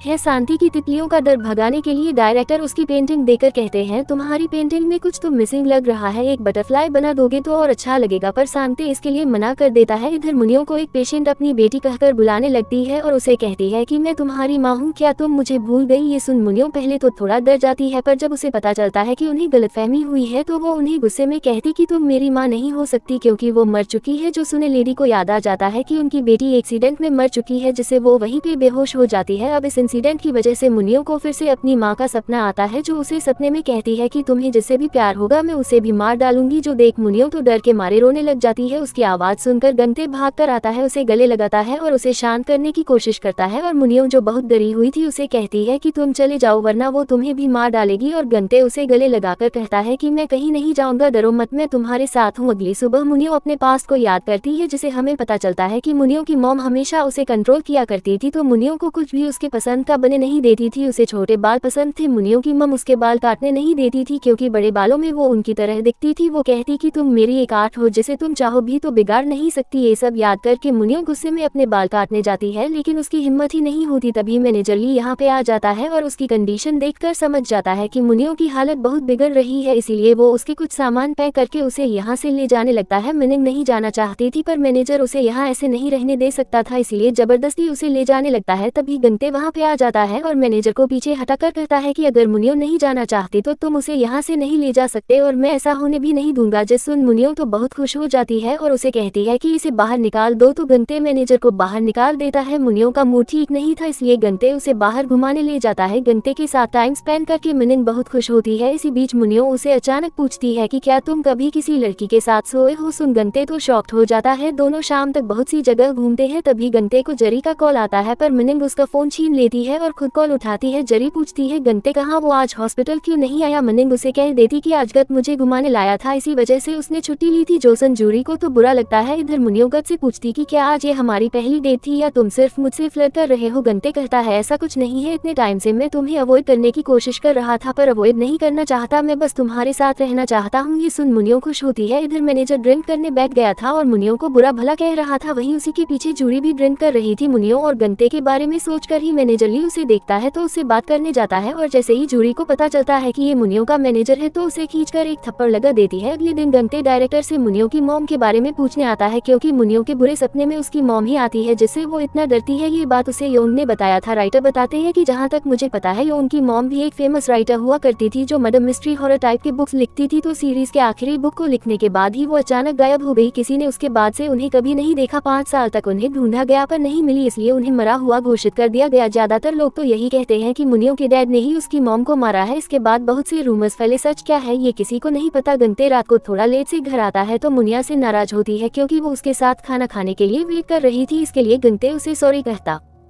है और अपनी आंखें बंद करने के लिए कहता है। मुनिया सोच रही थी कि वो उसे किस करेगा, पर गंते तो उसके लिए एक ड्रीम कैचर लाया था जिसे उसने अपने भाई के लिए बनाया था, पर ये उसके कोई काम नहीं आया। गंते बताता है कि उनकी मॉम के गुजरने के बाद वो अपने भाई के लिए कुछ भी नहीं कर सका, सिर्फ ये ड्रीम कैचर बनाया था, पर ये भी उसके कोई काम नहीं आया, इसलिए वो थोड़ा सैड होता है। तो मुनियो कहती कि मैं इसे रखूंगी। देन गंते अपने भाई को जाकर कहता कि कल मैं तुम्हें वही रेस्टोरेंट ले जाऊंगा जहाँ मॉम हम दोनों को हमेशा ले जाती थी, क्योंकि तुम्हें वहाँ का खाना बहुत पसंद था। और सांते उसे बताता है कि नहीं, मुझे वहाँ का खाना बिल्कुल भी पसंद नहीं था, बल्कि तुम्हें वहाँ का खाना अच्छा लगता था, इसलिए मॉम हमेशा हम दोनों को वहाँ ले जाती थी। जो सुन गंते को बहुत बुरा लगता है, क्योंकि अब तक वो यही सोचता था कि उसकी मॉम उसे प्यार नहीं करती, उसकी चिंता नहीं करती थी, पर मॉम तो दोनों भाइयों को बराबर प्यार करती थी और दोनों की केयर करती थी। पर क्योंकि सांते दूसरे बच्चों की तरह नॉर्मल नहीं था, इसीलिए उन्हें शांति की फिक्र ज्यादा रहती थी। सांते अपनी मॉम को इतने सालों से गलत समझने के लिए बहुत रोता है, तो सांते उसे कंसोल करता है। इसी के साथ पार्ट 4 का एंड यही पे होता है। तो एपिसोड की शुरुआत वहीं से होती है जहां पिछला पार्ट खत्म हुआ था। गंते को अपनी गलती रियलाइज होता है, इसलिए वो बहुत रोता है। अगले दिन जब मुने हॉस्पिटल पहुंचती है तो उसे पता चलता है कि उसके लिटरेचर क्लास को बंद कर दिया गया है, क्योंकि पिछली बार उसकी वजह से उस पेशेंट की हालत खराब हो गई थी जो उसे अपनी बेटी समझ रही थी। मुनिया गुस्से में डायरेक्टर को ढूंढने लग जाती है, तभी उसे वो पेशेंट मिल जाती है, तो वो मुनियो से माफी मांगती है, पर मुनियो तो उसे गुस्से में डांटने लगती है कि तुम्हारी वजह से मेरी जॉब चली गई, तुम इसकी भरपाई कैसे करोगी। तभी उस लेडी का शॉल नीचे गिर जाता है जिसे वो लेडी बहुत ध्यान से देख रही थी, तो मुनियो उस शॉल को उठा लेती है और कहती है कि मेरी माफी के बदले मुझे ये शॉल चाहिए। तो वो लेडी बहुत सोचकर वो शॉल दे देती है। इसे लेकर मुनियो चली जाती है, तो वो लेडी गंते से कहती कि अब मैं आजाद हो गई हूँ अपने गिल्ट से, क्योंकि अब तक वो गिल्ट में थी कि उनकी वजह से ही उनकी बेटी की जान गई है और मरने से पहले ये शॉल उनकी बेटी ने ही उन्हें दिया था। गंते मुनियो के पास आकर कहता है कि तुमने बहुत अच्छा काम किया, तुमने अनजाने में ही उस लेडी को अपने गिल्ट से आजाद कर दिया। जो सुन मुनियो बहुत खुश होती है और अब वो भी अपनी मॉम के डर से अपने आप को आजाद करने के लिए घर आकर अपने बाल काट देती है, जो कि अब तक वो अपनी मॉम की डर की वजह से नहीं काट पाती थी, पर फाइनली हिम्मत करके वो अपनी मॉम के खिलाफ चली गई। गंते जब घर आता तो वो बहुत खुश होकर उसे अपने बाल दिखाती है, लेकिन वो सही से बाल नहीं काट पाई थी, इसलिए गति उसके बालों को प्रॉपर शेप एंड साइज में कर देता है, जिससे मुनियो बहुत ज्यादा खुश होती है और गंते से पूछती कि वो कैसी लग रही है। गंते कहता है बहुत ब्यूटीफुल। अगले दिन जब सांते मुनियो को छोटे बालों में देखता है, उसे तो ये बिल्कुल पसंद नहीं आता, क्योंकि उसे मुनियो बड़े बालों में ही अच्छी लगती थी। जो सुन मुनियो को तो बड़ा गुस्सा आता है। फिर जब दोनों एक कैफे गए होते हैं, वहाँ मुनियो का एक फैन उसका ऑटोग्राफ और साथ में एक सेल्फी लेने की बात करता है। मुनियो मान जाती है, गंते को उनकी फोटो खींचने के लिए कहती है। अब उस बंदे को मुनियो के इतने क्लोज देखकर गंते को तो बहुत जल्दी होती है जो देख मुनियो तो जानबूझकर गति को और फोटोज क्लिक करने के लिए कहती है। फैन के जाने के बाद मुनियो उससे पूछती है कि क्या तुम जेलस हो रहे थे, और गति कहता है नहीं तो मैं क्यों जेलस हूँगा। ये सब बोलकर वो हॉस्पिटल जाने लगता है, लेकिन वो तो सच में बहुत जेलस था, जो मनिन भी जानती थी। इधर मुनियो के डैड को हॉस्पिटल में एक गाना सुनाई देता है जो कि अक्सर उनकी वाइफ गाया करती थी, इसलिए उन्हें लगने लगता है कि उनकी वाइफ यही कहीं है। वो ये बात डायरेक्टर को भी बताते हैं। डायरेक्टर सीसीटीवी में देखने लगते हैं कि मुनियो के डैड के रूम के आसपास कौन कौन सबसे ज्यादा जाते हैं। हॉस्पिटल के स्टाफ के अलावा सिर्फ फॉरेन नाम की एक पेशेंट सबसे ज्यादा बार उनके आसपास देखी जाती है, इसीलिए डायरेक्टर को डाउट होता है कि कहीं उन्होंने ही तो वो गाना नहीं गाया है। उनसे पूछने पर तो वो साफ मना कर देती है। देन इधर घर पे सांते मुनियो के पास वो ड्रीम कैचर देख लेता है, तो दोनों ही वो मेरा है कहकर बहस करने लग जाते हैं। इसी छीना झपटी में वो ड्रीम कैचर फट जाता है, जिससे तो सांते को बहुत ही ज्यादा गुस्सा आता है और फिर इनकी घमासान फाइट शुरू हो जाती है। कुछ देर में गांगदे घर आता है तो उन्हें लड़ता देखकर हैरान होता है, लेकिन ये दोनों लड़ना बंद ही नहीं कर रहे थे, इसलिए गांगदे चिल्लाकर उन दोनों को एक दूसरे के बाल छोड़ने के लिए कहता है, तो दोनों गुस्से में अपने अपने रूम में चले जाते हैं। देन गंते सांते को समझाने आता है इस ड्रीम कैचर की जरूरत मुनियो को जाता है, क्योंकि इसे उसे बुरे सपने नहीं आते, इसलिए सांते उसे ये देने के लिए मान जाता है और कहता है कि मैं तुम्हें उसके साथ शेयर नहीं करूंगा। तो गंते उस ड्रीम कैचर को फिर से सिलने लगता है। मिनिंग आती है तो उसे बताता है कि गंते ये तुम्हें देने के लिए मान गया है। मुनियो का गुस्सा थोड़ा शांत होता है। देन मुनियो फिर से उसे आज उसके जेलेसी के बारे में याद दिलाकर उसे टीज करने लगती है। देन वो गंते की गोदी में ही सर रख के सो जाती है। नाइट कैचर को बनाने के बाद गंते उसे अच्छे से सुला देता है। फिर अगले दिन तीनों हॉस्पिटल पहुंचते हैं, क्योंकि पेशेंट्स की डिमांड पे मुनियो की क्लास फिर से शुरू हो गई थी। गंते तो अब हर वक्त बस मुनियो के बारे में ही सोच रहा था, क्योंकि अब उसे रियलाइज हो चुका था कि वो मुनियो को पसंद करता है। क्लास खत्म करने के बाद मुनियो जब विजिटिंग एरिया में आती है, वहीं एक पेशेंट का पति आकर उस पर एक गुस्सा करके उसे मारने ही जा रहा था कि तभी मुनियो उसे एक कैन फेंक कर मारती है कि तभी वो आदमी गुस्से में आकर मुनियो को खींचकर एक थप्पड़ मार देता है। इसे दूर से गद देख लेता है, जिससे उसे बहुत गुस्सा आता है। वो आकर उस आदमी को खींचकर एक मुक्का मारता है। इवन गुस्से में तो वो उसे और मारने जा रहा था, पर दूसरी दूसरे स्टाफ आकर उसे रोक लेते हैं और इस इंसिडेंट की वजह से गांधी को कुछ दिन के लिए सस्पेंड कर दिया जाता है और वो इससे खुश होता है क्योंकि उसने इस बार अपने इमोशंस को नहीं छुपाया, उसने वही किया जो उसके दिल ने चाहा। इसीलिए वो बहुत खुश होकर मुनियो के पास आता है, उसे बताता है कि मुझे सस्पेंड कर दिया गया, चलो कहीं ट्रिप पे जाते हैं, बस हम दोनों। उन्हें कहा था ना कि जब मैं जाऊंगा तब तुम मुझे अपने साथ ले जाओगी। नयंग भी खुशी खुशी मान जाती है। दोनों डिसाइड ही कर रहे थे कि उन्हें कहाँ जाना चाहिए, तभी गंते कहता है कि मैं सिर्फ दिन के वक्त जा सकता हूँ क्योंकि फिर मुझे सांते का भी तो ख्याल रखना है। जो सुन मुनियो तो गुस्सा हो जाती है, पर आखिरकार गंते मान ही जाता है और दोनों डिसाइड करते हैं कि एक दिन के लिए वो लोग ट्रिप पे जाएंगे और सांते का ख्याल जीशु रख लेगा। ये सुनकर मुनिया बहुत खुश होती है। दिन माहौल थोड़ा रोमांटिक बन जाता है। दोनों केस करने जा रहे थे लेकिन तभी जंगल से हिरन की आवाज आती है जिससे गंते शर्मा के चला जाता है और मिनिंग उस हिरन को गाली देने लगती है। तो अगले दिन दोनों रेडी होकर ट्रिप के लिए निकल जाते हैं। तो दोनों बहुत सारी जगह घूमते हैं, एंजॉय करते हैं, इन मोमेंट्स को याद रखने के लिए साथ में फोटोज खींचते हैं। मुनियो को हाइट से डर लगता था तो गति उसे टीज करने के लिए खंबे में लटके ब्रिज के पार जाने लगता है। वहीं मुनियो तो डर के मारे बहुत धीरे धीरे से आगे बढ़ रही थी। इस तरह दोनों बहुत एंजॉय करते हैं। इधर मिस्टर ली के रहने के लिए कोई जगह नहीं थी, इसलिए वो जूरी के घर पे रहने के लिए ही आ जाते हैं जहाँ सब लोग साथ में बैठकर खाना खाते हैं। वहीं मिस्टर ली तो सबके सामने ही जूरी से फ्लर्ट कर रहा था क्योंकि वो जूरी को पसंद करने लगा था। इधर गति मुनियो से पूछता है कि आखिर उसके और जूरी के बीच क्या हुआ था, तो मुनियो बताती है कि बचपन में वो दोनों सेम स्कूल में साथ पढ़ती थी और जूरी को सारे बच्चे बुली करते थे, पर क्योंकि सारे बच्चे मिनिंग से डरते थे इस तरह अनजाने में एक दिन जूरी की, एक दिन उसने उन बुली गैंग से हेल्प की थी। तब से दोनों दोस्त बन गए थे। उसकी वजह से मुनियो कभी अकेला फील नहीं करती थी और जूरी को दूसरे बच्चे बुली भी नहीं करते थे। पर जूरी को दूसरे बच्चों के साथ खेलता हुआ देखकर मुनियो को अच्छा नहीं लगा, इसलिए उसने दूसरे बच्चों को डरा दिया तो वो बच्चे भी जूरी को अवॉइड करने लगे, इसलिए जूरी ने उससे दोस्ती तोड़ दी। Come back to present. गंते उससे कहता है कि तुम्हें उससे फिर से दोस्ती कर लेनी चाहिए। मुनियो कहती अब उसकी जरूरत नहीं है क्योंकि अब मेरे पास एक बेस्ट फ्रेंड है और तुम भी तो हो। इन दोनों सोने जाते हैं। गंते ने ड्रिंक कर लिया था इसलिए वो बहुत स्माइल कर रहा था। मुनियो कहती कि तुम हंसते हुए कितने अच्छे लगते हो। गंते बताता है कि उसे आज मुनियो के साथ बहुत ही अच्छा लगा। अब ये लोग जहाँ ठहरे थे वहीं पे इनके हॉस्पिटल से भागे हुए दो लवर्स मिल गए थे जो कि भागना चाहते थे, पर गंते ने उन्हें समझाया कि पहले उन्हें अपना ट्रीटमेंट कंप्लीट करना चाहिए, फिर डिस्चार्ज होने के बाद दोनों साथ में रह सकते हैं। गति मुनियो से दूसरे रूम में जाकर सोने के लिए कहता है और मुनियो तो उसके साथ ही सोना चाहती थी तो दोनों साथ में ही सो जाते हैं। सुबह मुनियो उठती है तो आसपास गति को न देखकर थोड़ा घबरा जाती है, इसलिए उसे बाहर ढूंढने जाती है। तभी गंते सामने से फूल लेकर आता है और मुनियो से कहता है कि बचपन में मैं तो तुम्हें फूल नहीं दे पाया था। ये बोलकर वो मुने को किस करता है। देन वो दोनों उन लवर्स को लेकर हॉस्पिटल वापस आते हैं क्योंकि मुनिया और गंते साथ में ही सोए थे, इसलिए ये लड़का हॉस्पिटल में रूमर फैला देता है कि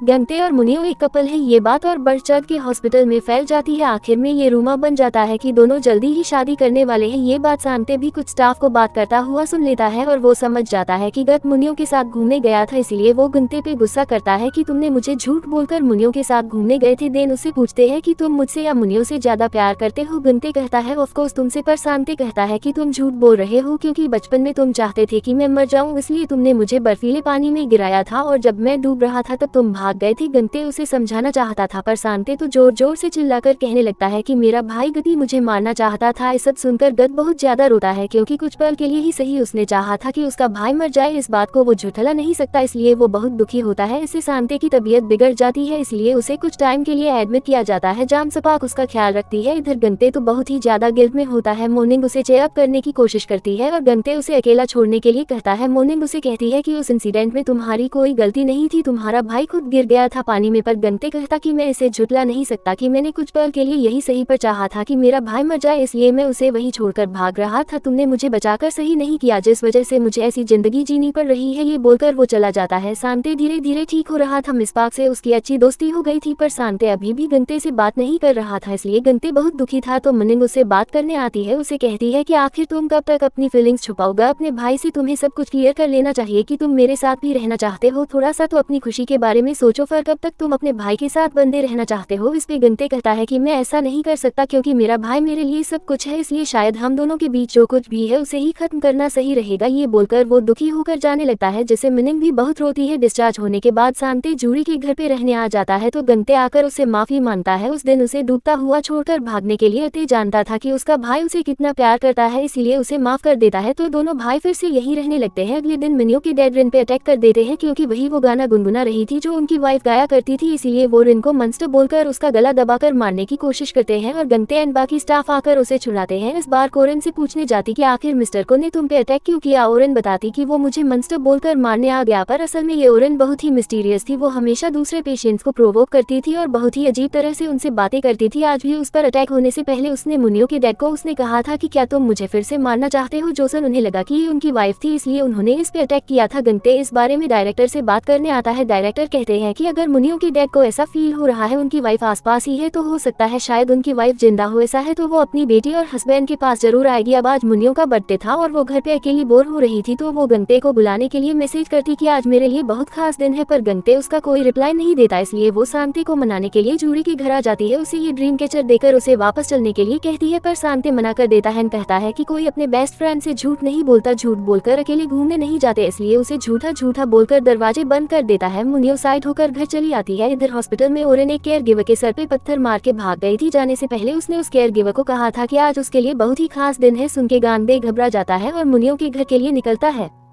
क्योंकि वो जानता था कि आज मुनियो का बर्थडे है और उसे डाउट हो रहा था कि कहीं ओरेन ही मुनियो की मॉम ना हो। इधर ओरेन मुनियो के घर पहुंचकर उसे हैप्पी बर्थडे विश करती है। देन घर के अंदर घूमने लग जाती है और चीजों को देखने और छूने लग जाती है। जो तक मुनियो कहती कि मेरी चीजों को कोई और छुए, ये मुझे पसंद नहीं है। ओरेन एक नुकीली चीज उठा लेती है। मुनियो उसे वापस लेने के लिए पकड़ती है और ओरेन उस चीज को खींच लेती है, जिससे मुनियो का हाथ कट जाता है और उसके हाथ से खून निकलने लगता है। गंते जब तक यहाँ पहुँचता है रिन यहाँ से जा चुकी थी। मुनियो को सही सलामत देकर गंते उसके गले लग जाता है। देन वो रिन के बारे में पूछता है। जोसन मुनियो कहती कि क्या तुम उसके लिए आए थे, तुम्हारा भाई तुम्हारे लिए बहुत इंपॉर्टेंट है, मैं जानती हूँ, पर क्या वो भागी हुई पेशेंट भी अब मुझसे ज्यादा इंपॉर्टेंट है? क्या तुम्हें मेरी फिक्र नहीं थी या तुमने मुझे थोड़ा सा भी मिस नहीं किया? ये बोलकर वो नाराज हो जाती है। गंते उसके रूम में जाता है और उसके हाथ पे रुमाल बांध देता है। देन उसे कहता है कि मुझे तुम्हारी फिक्र थी इसलिए मैं यहाँ आया। मुनियो कहती है झूठ बोल रहे हो, तो गंते उसे किस कर लेता है। देन उसे बताता है कि मैंने तुम्हें बहुत मिस किया। इसी के साथ पार्ट 5 का एंड यहीं पे होता है।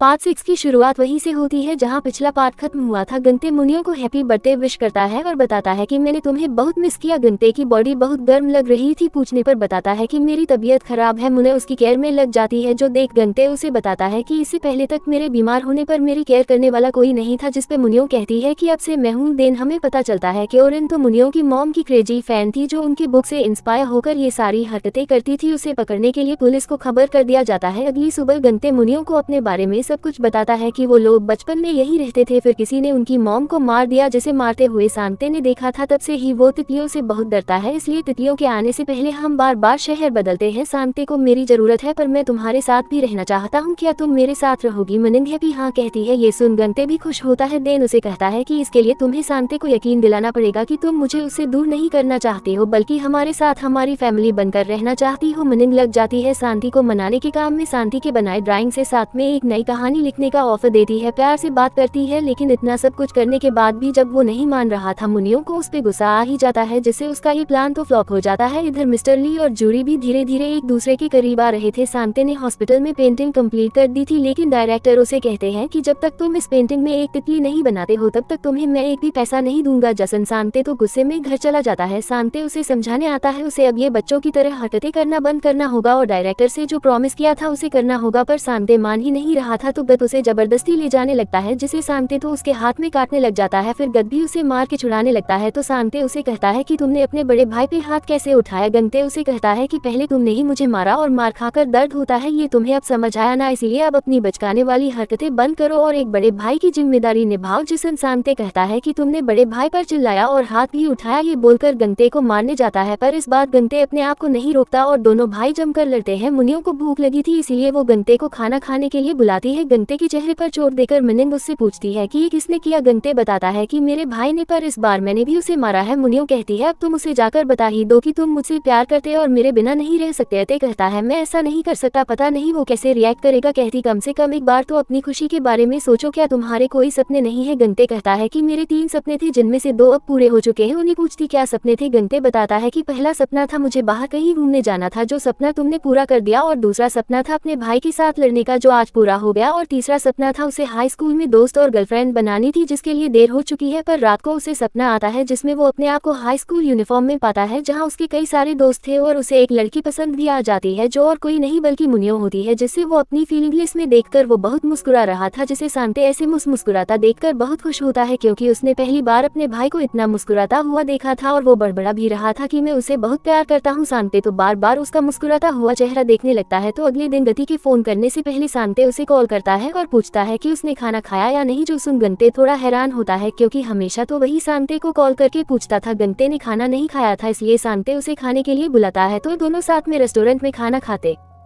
है और सांते इसका बिल देता है, जिसके साथ वो गंते को पॉकेट मनी भी देता है और कहता है कि इसका अच्छे से यूज करना और खत्म हो जाए तो मुझसे मांग लेना, क्योंकि बड़े भाई अपने छोटे भाई को पॉकेट मनी देते हैं, जो देखकर गंते बहुत इमोशनल होता है, क्योंकि पहली बार उसने बड़े भाई की तरह काम किया था। अभी उनकी साइड की टेबल से मुनियो भी उठ जाती है, क्योंकि वो इन्हें फॉलो करते हुए आ गई थी और सांते से कहती है कि मेरा भी बिल भर दो और मुझे भी पॉकेट मनी चाहिए, और सांते उसे बिना कोई रिप्लाई दिए बाहर चला जाता है। तो मिनिंग भी उसके पीछे पीछे बाहर जाती है और उसे कहती है कि मैं भी तो अनाथ हूँ, मेरा कोई परिवार नहीं है, मुझे पॉकेट मनी देने वाला कोई बड़ा भाई भी नहीं है। पर सांते अपना हाथ छुड़ाकर आगे जाने लगता है तो मुनियो चिल्लाकर कहती कि मुझे भी तुम्हारे जैसा एक बड़ा भाई चाहिए, जो सुनकर भी सांते सिर्फ अपने भाई को आने के लिए कहता है, लेकिन फिर वो मुनियो को भी बुलाता है। दोनों भागकर सांते के पास चले आते हैं और तीनों एक दूसरे का हाथ पकड़ के घर आते हैं। तो गति और सांते दोनों फिर से मुनियो के घर रहने आ जाते हैं। अगले दिन गति की छुट्टी थी, इसलिए वो इनके साथ बाहर जाना चाहता था, लेकिन मिनिंग और सांते तो अपने काम में इतने बिजी थे कि दोनों गंते की बातों को इग्नोर कर देते हैं। इसीलिए वो टाइम पास करने के लिए अपने दोस्त के कैफे में आ जाता है, जहां सारी लड़कियां तो गति को ही देखे जा रही थी। तो जैसे उनकी फोटो खींचकर मुनियो को भेज देता है। ये देखकर मुनियो तो गुस्से में फुल स्पीड में कार भगाकर यहाँ पहुंच जाती है और चाकू की नोक पर गंते को जल्दी से खाना खिलाती है और उन लड़कियों को वार्निंग देकर भगा देती है। फिर थोड़ी देर में कुछ बच्चे आते हैं जो यहाँ पे बहुत शोर करने लगते हैं, जिन्हें देख मुनियो कहती कि मुझे बच्चे बिल्कुल भी पसंद नहीं है, इसलिए मैं हमारा कोई बच्चा पैदा नहीं करूंगी। गति कहता है पर मुझे तो बच्चे बहुत पसंद है और वैसे भी माँ होना बहुत मुश्किल होता है। मुनियो कहती फिर तो मुझे बच्चे बिल्कुल नहीं चाहिए, क्योंकि फिर मुझे उनसे ही जेलस होना पड़ेगा। ये सुन गंते तो हंसने लग जाता है। इधर डायरेक्टर सांते को बहुत ही समझा बुझाकर उसके अंदर से तितलियों का डर थोड़ा सा कम कर देते हैं और शांति को तितली ड्रॉ करने के लिए मना लेते हैं। इधर मुनिया और गंते सुपरमार्केट आते हैं घर के लिए सामान खरीदने, जहां मुनिया उसे कहती कि अगर बच्चा तुम्हारे जैसा हुआ फिर तो कोई प्रॉब्लम नहीं है, तो चलो हम लोग अपना बच्चा करते हैं। गंते उसे चुप कराते हुए कहता है कि पब्लिक में ऐसी बात नहीं करनी चाहिए, पर मिनिंग तो जिद पर हट जाती है कि अब तो मुझे मेरा बच्चा चाहिए। वो जोर से चिल्लाकर कह देती है, तो गंते उसे जल्दी से कैसे भी समझा बुझाकर घर ले आता है, पर मुनिया तो वहाँ भी उसे बच्चे के लिए परेशानी कर देती है। पर गंते उसे कैसे भी करके समझा बुझाकर सुला देता है। देन वो नीचे आकर थोड़ी साफ सफाई करने लगता है। तभी वो टेबल पर एक लेटर देखता है जिसके अंदर एक कागज के साथ एक तितली थी और उसमें लिखा हुआ था कि मैं जल्दी ही तुम्हारे लिए आ रही हूँ, जो देख गंते को मुनियों की फिक्र होने लगती है। इसलिए वो अगले दिन सांते को लेकर डायरेक्टर के पास जाता है, जहाँ डायरेक्टर उसे उस रात के बारे में बताने के लिए कहता है। उस रात उसकी मॉम का मर्डर हुआ था। साथे उन्हें बताता है कि वो अपनी मॉम के साथ रात में चलते हुए आ रहा था, अभी उसे एक बिल्ली दिखी थी, तो उसे पकड़ने के लिए वो उसके पीछे गया था। पर वो जैसे ही वापस आया तो देखा किसी औरत ने उसकी मॉम की गर्दन पे चाकू मार दिया था। उसी औरत के कपड़े में एक ब्रोश था जिसमें 2 तितलियां बनी हुई थी। सांते जिस तरह से 2 तितली वाली ब्रोश का डिस्क्रिप्शन देता है, उसे सुनकर गंते को याद आता है कि उसने मुनियो की डेड के रूम में उनकी फैमिली फोटो में मुनियो की मॉम की ड्रेस में सेम वही 2 तितलियों वाला ब्रोश देखा था। इससे वो समझ जाता है कि उस रात उसकी मॉम को मारने वाली मुनियो की मॉम थी, जो जानकर वो बहुत ही ज्यादा दुखी होता है। इधर मुनियो सांते से मिलती है तो उसे कहती है क्योंकि अब हम लोग एक फैमिली है तो हम तीनों को एक फैमिली फोटो भी खींचा नहीं चाहिए, इसके लिए सांते मान जाता है। देन वो गंते को इस बारे में कहने जाती है, पर गंते तो जैसे उसे अवॉइड कर रहा था, कहता है मेरी नाइट शिफ्ट है इसलिए मैं नहीं जा सकता, तुम दोनों चले जाओ। योन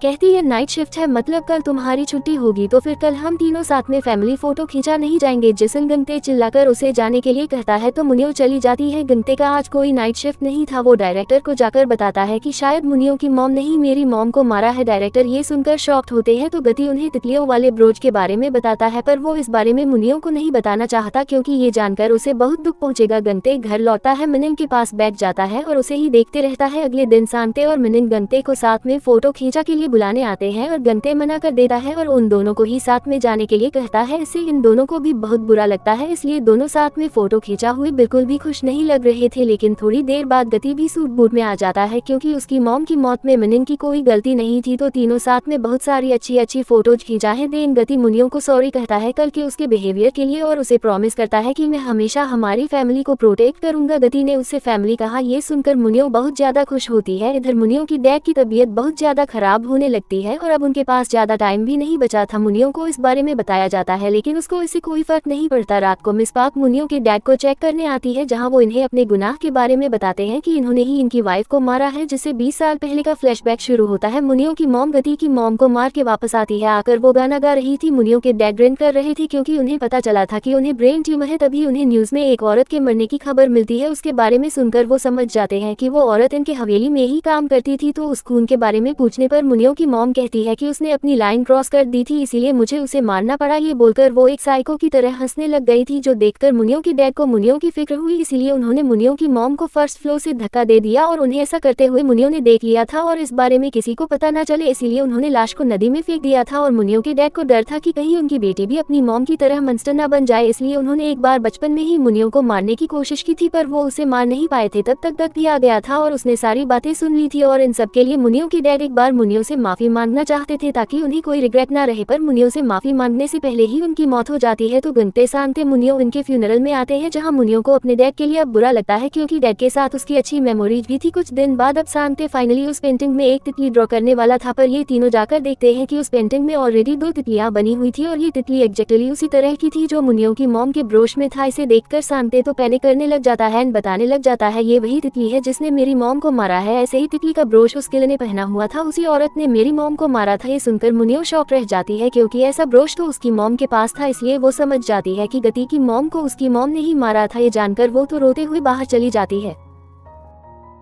कुछ दिन बाद अब सांते फाइनली उस पेंटिंग में एक तितली ड्रा करने वाला था, पर ये तीनों जाकर देखते हैं कि उस पेंटिंग में ऑलरेडी 2 तितलियां बनी हुई थी और ये तितली एग्जैक्टली उसी तरह की थी जो मुनियों की मॉम के ब्रोश में था। इसे देखकर सांते तो पैनिक करने लग जाता है, द बताने लग जाता है ये वही तितली है जिसने मेरी मॉम को मारा है। ऐसे ही तितली का ब्रोश उस किले ने पहना हुआ था, उसी औरत ने मेरी मॉम को मारा था। ये सुनकर मुनियों शॉक रह जाती है क्योंकि ऐसा ब्रोश तो उसकी मॉम के पास था, इसीलिए वो समझ जाती है कि गति की मॉम को उसकी मॉम ने ही मारा था, जो जानकर वो तो रोते हुए बाहर चली जाती है। गंते उसे समझाने आता है और मनिंग उससे पूछती है कि कह दो ये सब झूठ है, जिसपे गंते उसे कुछ नहीं कह पाता, इसीलिए मुनियों बहुत दुखी होकर चली जाती है। देन गंते और डायरेक्टर सीसीटीवी चेक करते हैं। उन्हें पता चलता है कि ये तितली ड्रॉ करने वाली थी मिसबाक, जिससे गंते समझ जाता है कि मिसबाक ही मुनियों की मॉम है। तो मुनियों की मॉम बच गई थी और उन्होंने सर्जरी कराकर अपने फेस को चेंज कर लिया था। फिर इस हॉस्पिटल में ही काम करने चली आई क्योंकि वो अपने हस्बैंड को तड़प तड़प के दर्द में मरते हुए देखना चाहती थी। तो उनके मरने वाली रात गंते के जाने के बाद वो वापस मिस्टर को के रूम में आई थी क्योंकि मिस्टर को ने कहा था कि मुनियों से माफी मांगने के अलावा उन्हें और कोई रिग्रेट नहीं है। ये बात सुन के मिसबाक को गुस्सा आ गया था क्योंकि मिसबाक ने इन्हें अभी तक इसीलिए जी रखा था ताकि ये पूरी जिंदगी रिग्रेट करते रहे, पर अब जब इन्हें उन्हें मारने का कोई रिग्रेट ही नहीं था इसलिए मिसबाक ने इन्हें मार दिया। इधर गति मुनियों को आकर बहुत समझाने की कोशिश करता है कि इसमें तुम्हारी कोई गलती नहीं है, पर मुनियों को बहुत गिल्टी फील हो रहा था क्योंकि उसकी मॉम की वजह से गत और सांते को कितना कुछ झेलना पड़ा था। गंते उसे बता देता है कि मिसबाक ही तुम्हारी मॉम है। ये जानकर मुनियों तो काफी डरने लगती है और गंते को सांते को लेकर कहीं दूर चली जाने के लिए कहती है क्योंकि उन्होंने कहा था कि वो मुनियों के करीब किसी को भी नहीं छोड़ेगी, पर गंते उसे कैसे भी करके शांत कराता है, लेकिन वो अकेले रहना चाहती थी इसलिए गंते को जाने के लिए कहती है, जिस वजह से वो अब खाना भी नहीं खा रही थी। सांते मुनियों की कंडीशन के बारे में जानने के लिए फोन करता है। गंते उसे अभी तक मुनियों के मम के सच के बारे में नहीं बताता, पर उसे यह बताता है कि मुनियों की तबीयत खराब है। जो जानकर गंते घर आता है और मुनियों को खाना खा लेने के लिए कहता है। वो नहीं बोलती तो सांते उसे अपने हाथों से खाना खिलाता है। मुनियों बार बार उससे रोते हुए माफी मांगने लगती है। सांते कहता है मैं बड़ा भाई हूँ इसलिए मेरी बात सुनो, तुम खाना खा लो। जसन मुनियों रोते हुए ही खाना खाने लगती है, पर वो उसे बार बार माफी मांग रही थी तो सांते उसे माफ कर देता है। देन वो बाहर आकर गंते को बताता है कि मैंने उसे खाना खिला दिया है, पर पता नहीं क्यों वो मुझसे बार बार माफी मांग रही थी। जो सुन गंते इमोशनल होकर उसे हक कर लेता है और कहता है कि मैं हमेशा तुम दोनों को प्रोटेक्ट करूंगा। अब सांते को पता नहीं था कि मिसबाक ही मुनियों की मॉम है, उन्होंने ही उसकी मॉम को मारा है। इधर गंते को सांते कहीं नहीं मिल रहा था इसलिए वो उसे ढूंढते हुए काफी परेशान होता है। इस बारे में उसने मुनियों को भी कुछ नहीं बताया था और मिस्टर ली से कहकर उसने मुनियों को बाहर घुमा कर लाने के लिए कहा था। गंते सांती के फोन पे कॉल लगाता है। इस बार कॉल उठाती है, उसे कहती है कि अगर तुम्हें अपना भाई चाहिए तो हवेली में आ जाओ। इधर मुनियों को कुछ गड़बड़ लग रहा था इसलिए वो गाड़ी रुकवा कर अपने हवेली की ओर वापस आने लगती है। इधर गंते हवेली पहुंचता है तो वहां अपने भाई को बेहोश पड़ा हुआ पाता है। मिसबा कहती कि बस थोड़ा सा बेहोशी का इंजेक्शन दिया है, कुछ देर बाद होश में आ जाएगा, पर तुमने मेरी बेटी को बिगाड़ दिया है इसीलिए तुम्हें ऐसे तो नहीं छोड़ सकती। मुनियों को भी यहाँ होना चाहिए था तब और मजा आता, पर क्योंकि वो अभी नहीं है इसीलिए मैं तुम्हें एक मौका देती हूँ, अपने भाई को लेकर मुनियों की लाइफ से बहुत दूर चले जाओ। और गंते कहता है कि मैं मुनियों को छोड़कर कहीं नहीं जाऊंगा। मिसबाक कहती कि अगर मैं ये बताऊं कि तुम्हारी मॉम की मौत मुनियों की वजह से हुई थी तब भी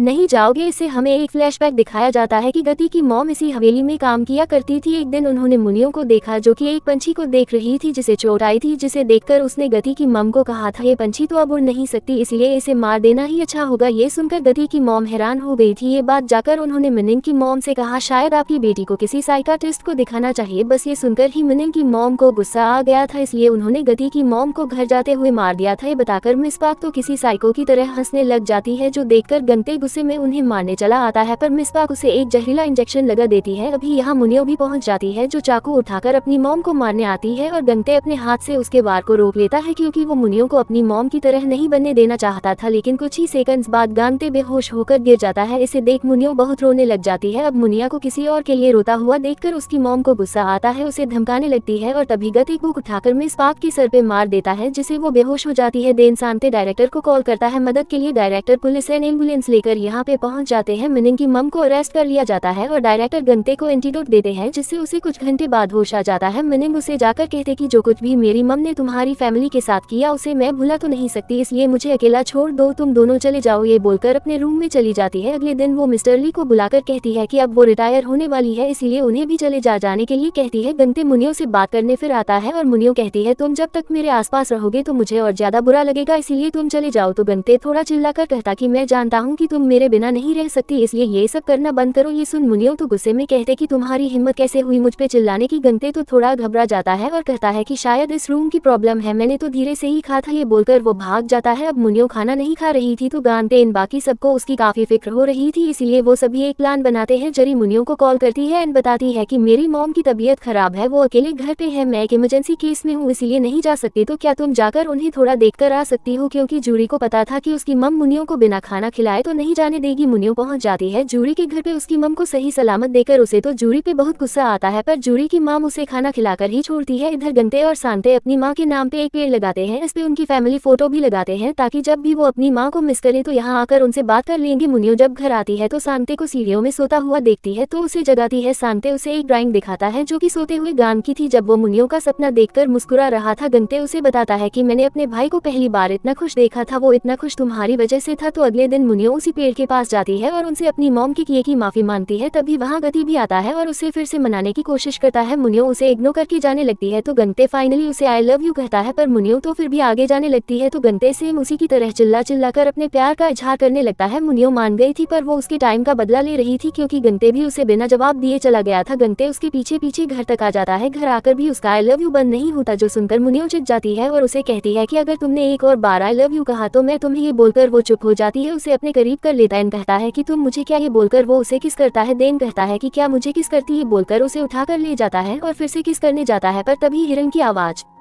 आती है तो इस बार गथ हिरन पे चिल्लाने लगता है। इससे दोनों हंसने लगते हैं, फिर उनका रोमांस कंटिन्यू रहता है। अब सब कुछ ठीक हो चुका था। अगले दिन मुनियो गति को बताती है कि वो शांते के साथ लिखी हुई बुक पब्लिश करेगी। जसन सांते तो बहुत खुश होता है। देन मुनियो आखिरी बार अपनी मॉम से मिलने जाती है, जहां मॉम उससे कहती है कि तुम उन लूजर्स के साथ कभी खुश नहीं रहोगी और मुझे तुम कभी भूल नहीं पाओगी। मुनियो उन्हें कहती कि मैं आपकी यादों को मिटा दूंगी और अपनी फैमिली के साथ हैप्पी मेमोरीज भी बनाऊंगी। इसे सुनते हॉस्पिटल के पेंटिंग में अपनी तितली बनाना शुरू करता है। गंते अपने दोस्त जेसू से मिलने जाता है, क्योंकि उसने हर कदम पे गंते का साथ दिया था, इसलिए उसे वो हर चीज के लिए थैंक यू कहता है, क्योंकि वो अभी तक अपने दोस्त को एक बार भी थैंक यू नहीं बोल पाया था। इधर मुनियो की नई बुक पब्लिश हो जाती है। सांते उसमें अपना नाम और फोटो देकर बहुत ही ज्यादा खुश होता है और वो इसे लेकर भागकर अपनी मॉम को दिखाने जाता है और उन्हें प्राउडली बताता है कि मॉम अब मैं एक आर्टिस्ट बन गया हूँ। ये बोलकर वो काफी खुश एंड इमोशनल होता है। उसे खुश देखकर गति और मिनिंग भी बहुत इमोशनल होते हैं। कुछ दिन बाद वो लोग हॉस्पिटल में उनकी नई बुक की कहानी पढ़ के सुनाने आते हैं, जो कहानी मोर्निंग गांते सांत हॉस्पिटल के स्टॉप्स और पेशेंट्स के बारे में ही था। तो आगे की कहानी कौन पढ़ेगा, इसको लेकर सांते और मुनियो में बहसी ही छिड़ जाती है। इन्हें रोकने के लिए गंते को बीच में आना पड़ता है, पर ये लोग लड़े ही जा रहे थे। ये देखकर सभी लोग हंसने लगते हैं। इधर मिस्टर ली और जूरी की लव स्टोरी भी शुरू हो गई थी। इवन मिस्टर ली जूरी के करीब रहने के लिए अपना नया ऑफिस योंगन सिटी में ही बनाने वाले हैं, तो पेंटिंग पूरी कर लेने की वजह से डायरेक्टर सांते को कैरावन कार गिफ्ट करते हैं, जो देख सांते एंड बाकी सब भी बहुत ही खुश होते हैं। घर आकर गंते उन्हें कहता है कि हमें एक लॉन्ग ट्रिप पे जाना चाहिए, पर सांते और मुनियो दोनों उसे मना कर देते हैं। तो गंते सैद होकर जेस और मिस्टर ली के साथ ड्रिंक करने चला जाता है। घर आता है तो देखता है कि मिनिंग और सांते तो दोनों तैयार थे ट्रिप पे जाने के लिए। इवन उन्होंने फैमिली टी शर्ट भी पहना था और गंते को सरप्राइज देने के लिए उन्होंने पहले मना किया था। जो सुन गंते तो बड़ा खुश होता है, पर ड्रिंक करने के लिए मिनिंग उस पर बहुत गुस्सा करती है। तो अगले दिन तीनों निकल जाते हैं फैमिली ट्रिप पे, जहाँ तीनों हैप्पी आई बहुत सारी जगह घूमते हैं, खूब एंजॉय करते हैं। एक रात मुनी और गंते को फिर से सॉरी कहती है, उसकी वजह से उन्हें कितना कुछ झेलना पड़ा। गंते कहता है आपसे कभी सॉरी मत कहना। दोनों हैप्पी किस करते हैं। अगले दिन तीनों नई जगह जाने के लिए निकलने वाले थे, पर सांते कहता है कि अब आगे मैं तुम्हारे साथ नहीं जाऊंगा, तुम दोनों साथ में ये ट्रिप कंटिन्यू करो, क्योंकि मैं वापस जा रहा हूँ एक प्रोफेशनल आर्टिस्ट बनने। राइटर को मेरी ड्राइंग्स बहुत पसंद आई है, इसीलिए उन्होंने मुझे आर्टिस्ट का काम ऑफर किया है। गंते कहता है कि क्या तुम मेरे बिना रह सकोगे। सांते कहता है कि मैं सिर्फ मेरा हूँ और तुम सिर्फ तुम्हारे हो, और वैसे भी मैं तुमसे बड़ा हूँ, इसीलिए मैं अब अकेले रह सकता हूँ। जिसन गंते बहुत इमोशनल होता है कि फाइनली उसका भाई रिस्पॉन्सिबल बन गया और अपना ध्यान खुद रख सकता है, तो सांते उसे गले लगा लेता है। कुछ देर बाद मिस्टर ली उसे पिक करने आते हैं, तो वो मनिंग और गंते को बाय कहकर चला जाता है और मनिंग और गंते अपनी ट्रिप कंटिन्यू करते हैं। फाइनली ये सभी अपने अपने लाइफ हैप्पीली बिताने लगते हैं और वो काली पचाई हमेशा के लिए गायब हो जाती है। इसी हैप्पी एंडिंग के साथ इस ड्रामे का एंड यहीं पर होता है। ड्रामा कैसा लगा कमेंट करके बताना। वीडियो पसंद आए तो वीडियो को लाइक कर देना। चैनल पर पहली बार आए हो तो do subscribe and hit the bell icon.